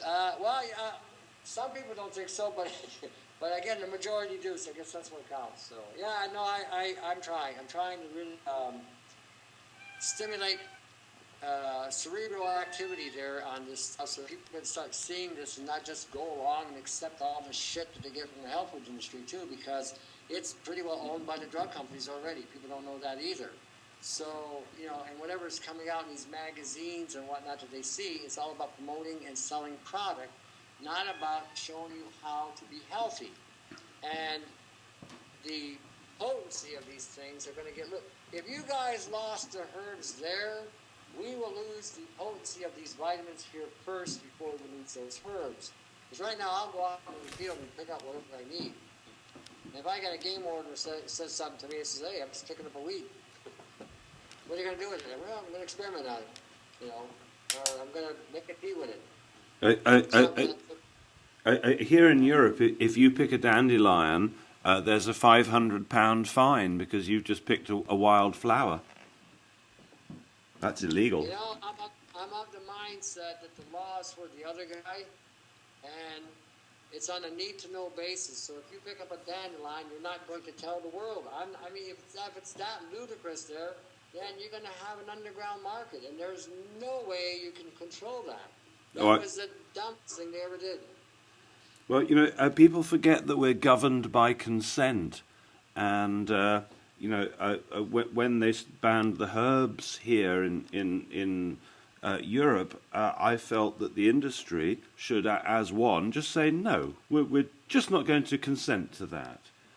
And I think it's time that people started realizing that they can say no and must. See, this is the problem with fluoride.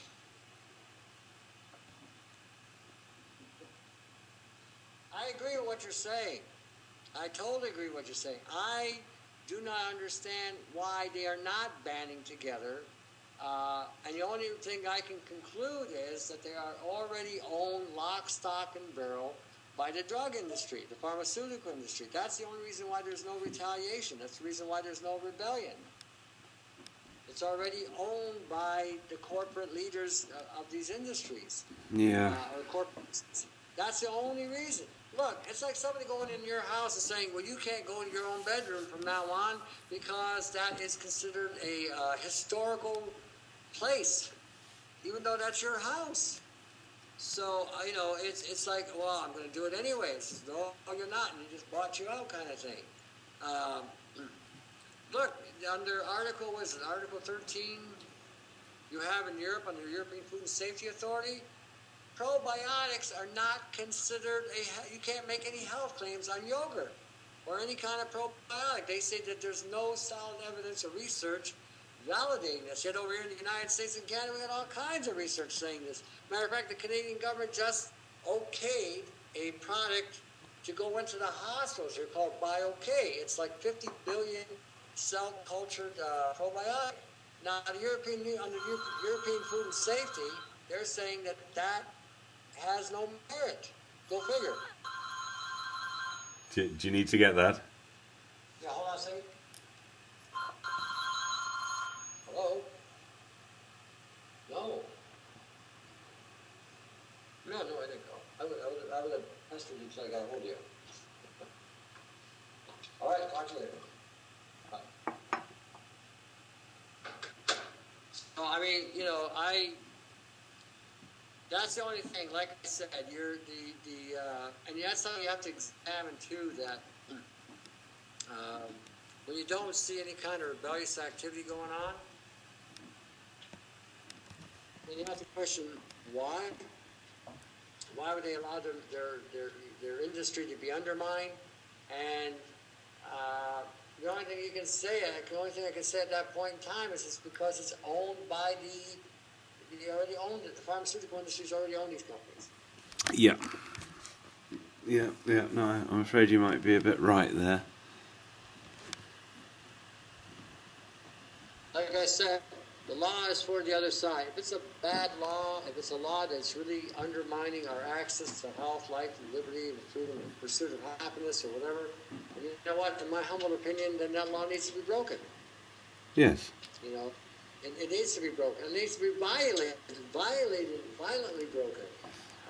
Well, it's our duty to heal people if we have that capability. And if the law says we can't heal people, the law is wrong. Exactly. You know, how many of us are breaking the law if we sit there and consider it? If I'm giving you something that does heal your body and it hasn't been okayed by our FDA or the European Food and Safety Authority or by the Codex, it's considered a violation. You know, you're practicing medicine without a license. You're giving people dangerous substances that have not been tested or validated. You know, I had one doctor get on my YouTube because of the diabetic one I did. He said I should be sued and all this stuff. You know, I said that claim that he makes, because I made a claim on my thing saying that these are strictly research and reference materials, educational. The onus is on you if you decide to apply these principles. So anyway, this doctor didn't like the fact. I said, you know what, the problem with you medical people is you haven't learned anything in the last 70 years. You've gotten so conditioned to treat people. That's all you know how to do. That's it. So I said diabetes is an organ damage of the pancreas. You're not fixing the pancreas. You're looking for another drug to put inside of a human being. And then I said, then you got the nerve and the audacity to tell me I'm not doing something, and yet you're talking about vaccines, which has how many side effects and components to it, or drugs, 30 side effects per drug, and you say I'm the wicked guy, I'm the insane one. So anyway, one of the most wonderful things that the EU's come up with recently is that if I were to be bottling water and I had the temerity to claim that water could hydrate you, that would give me 2 years in jail, apparently, because nobody's ever proved that water's hydrating you. They've never done a double-blind test for that. You know, you need to keep me apprised of these things that are going on in the European Union, because I do have a European audience that listens to me on my radio show, and I will, talk about these things. You know, all information like that I always put on the air. I have no scruples about that. Good. This is where America and Canada are heading for. See what happened in Europe? See what happened in the UK? Guess what? If we're stupid, we're going to have that happen here. You know, Yeah, wake up now. Yeah, that's what I'm saying. So if someone's blowing the horn, hey, da-da-da. Now, if they still go along with it, at that point, I'm moving to the bush. The English government has great pleasure in saying that there's no proof that homeopathy works, therefore it's rubbish. But they forget the fact that the Queen is the biggest advocate of homeopathy, uses it on all the family and even the horses. Yeah. But Her Majesty's government denies it exists. Then they also use unpasteurized milk in their diet. Yeah, exactly. Yeah, the local guy can't get it. What goes on with this? Anyway, but no, I know it's we have a double standard. Let's face it. Yes, quite. Well, thank you so much.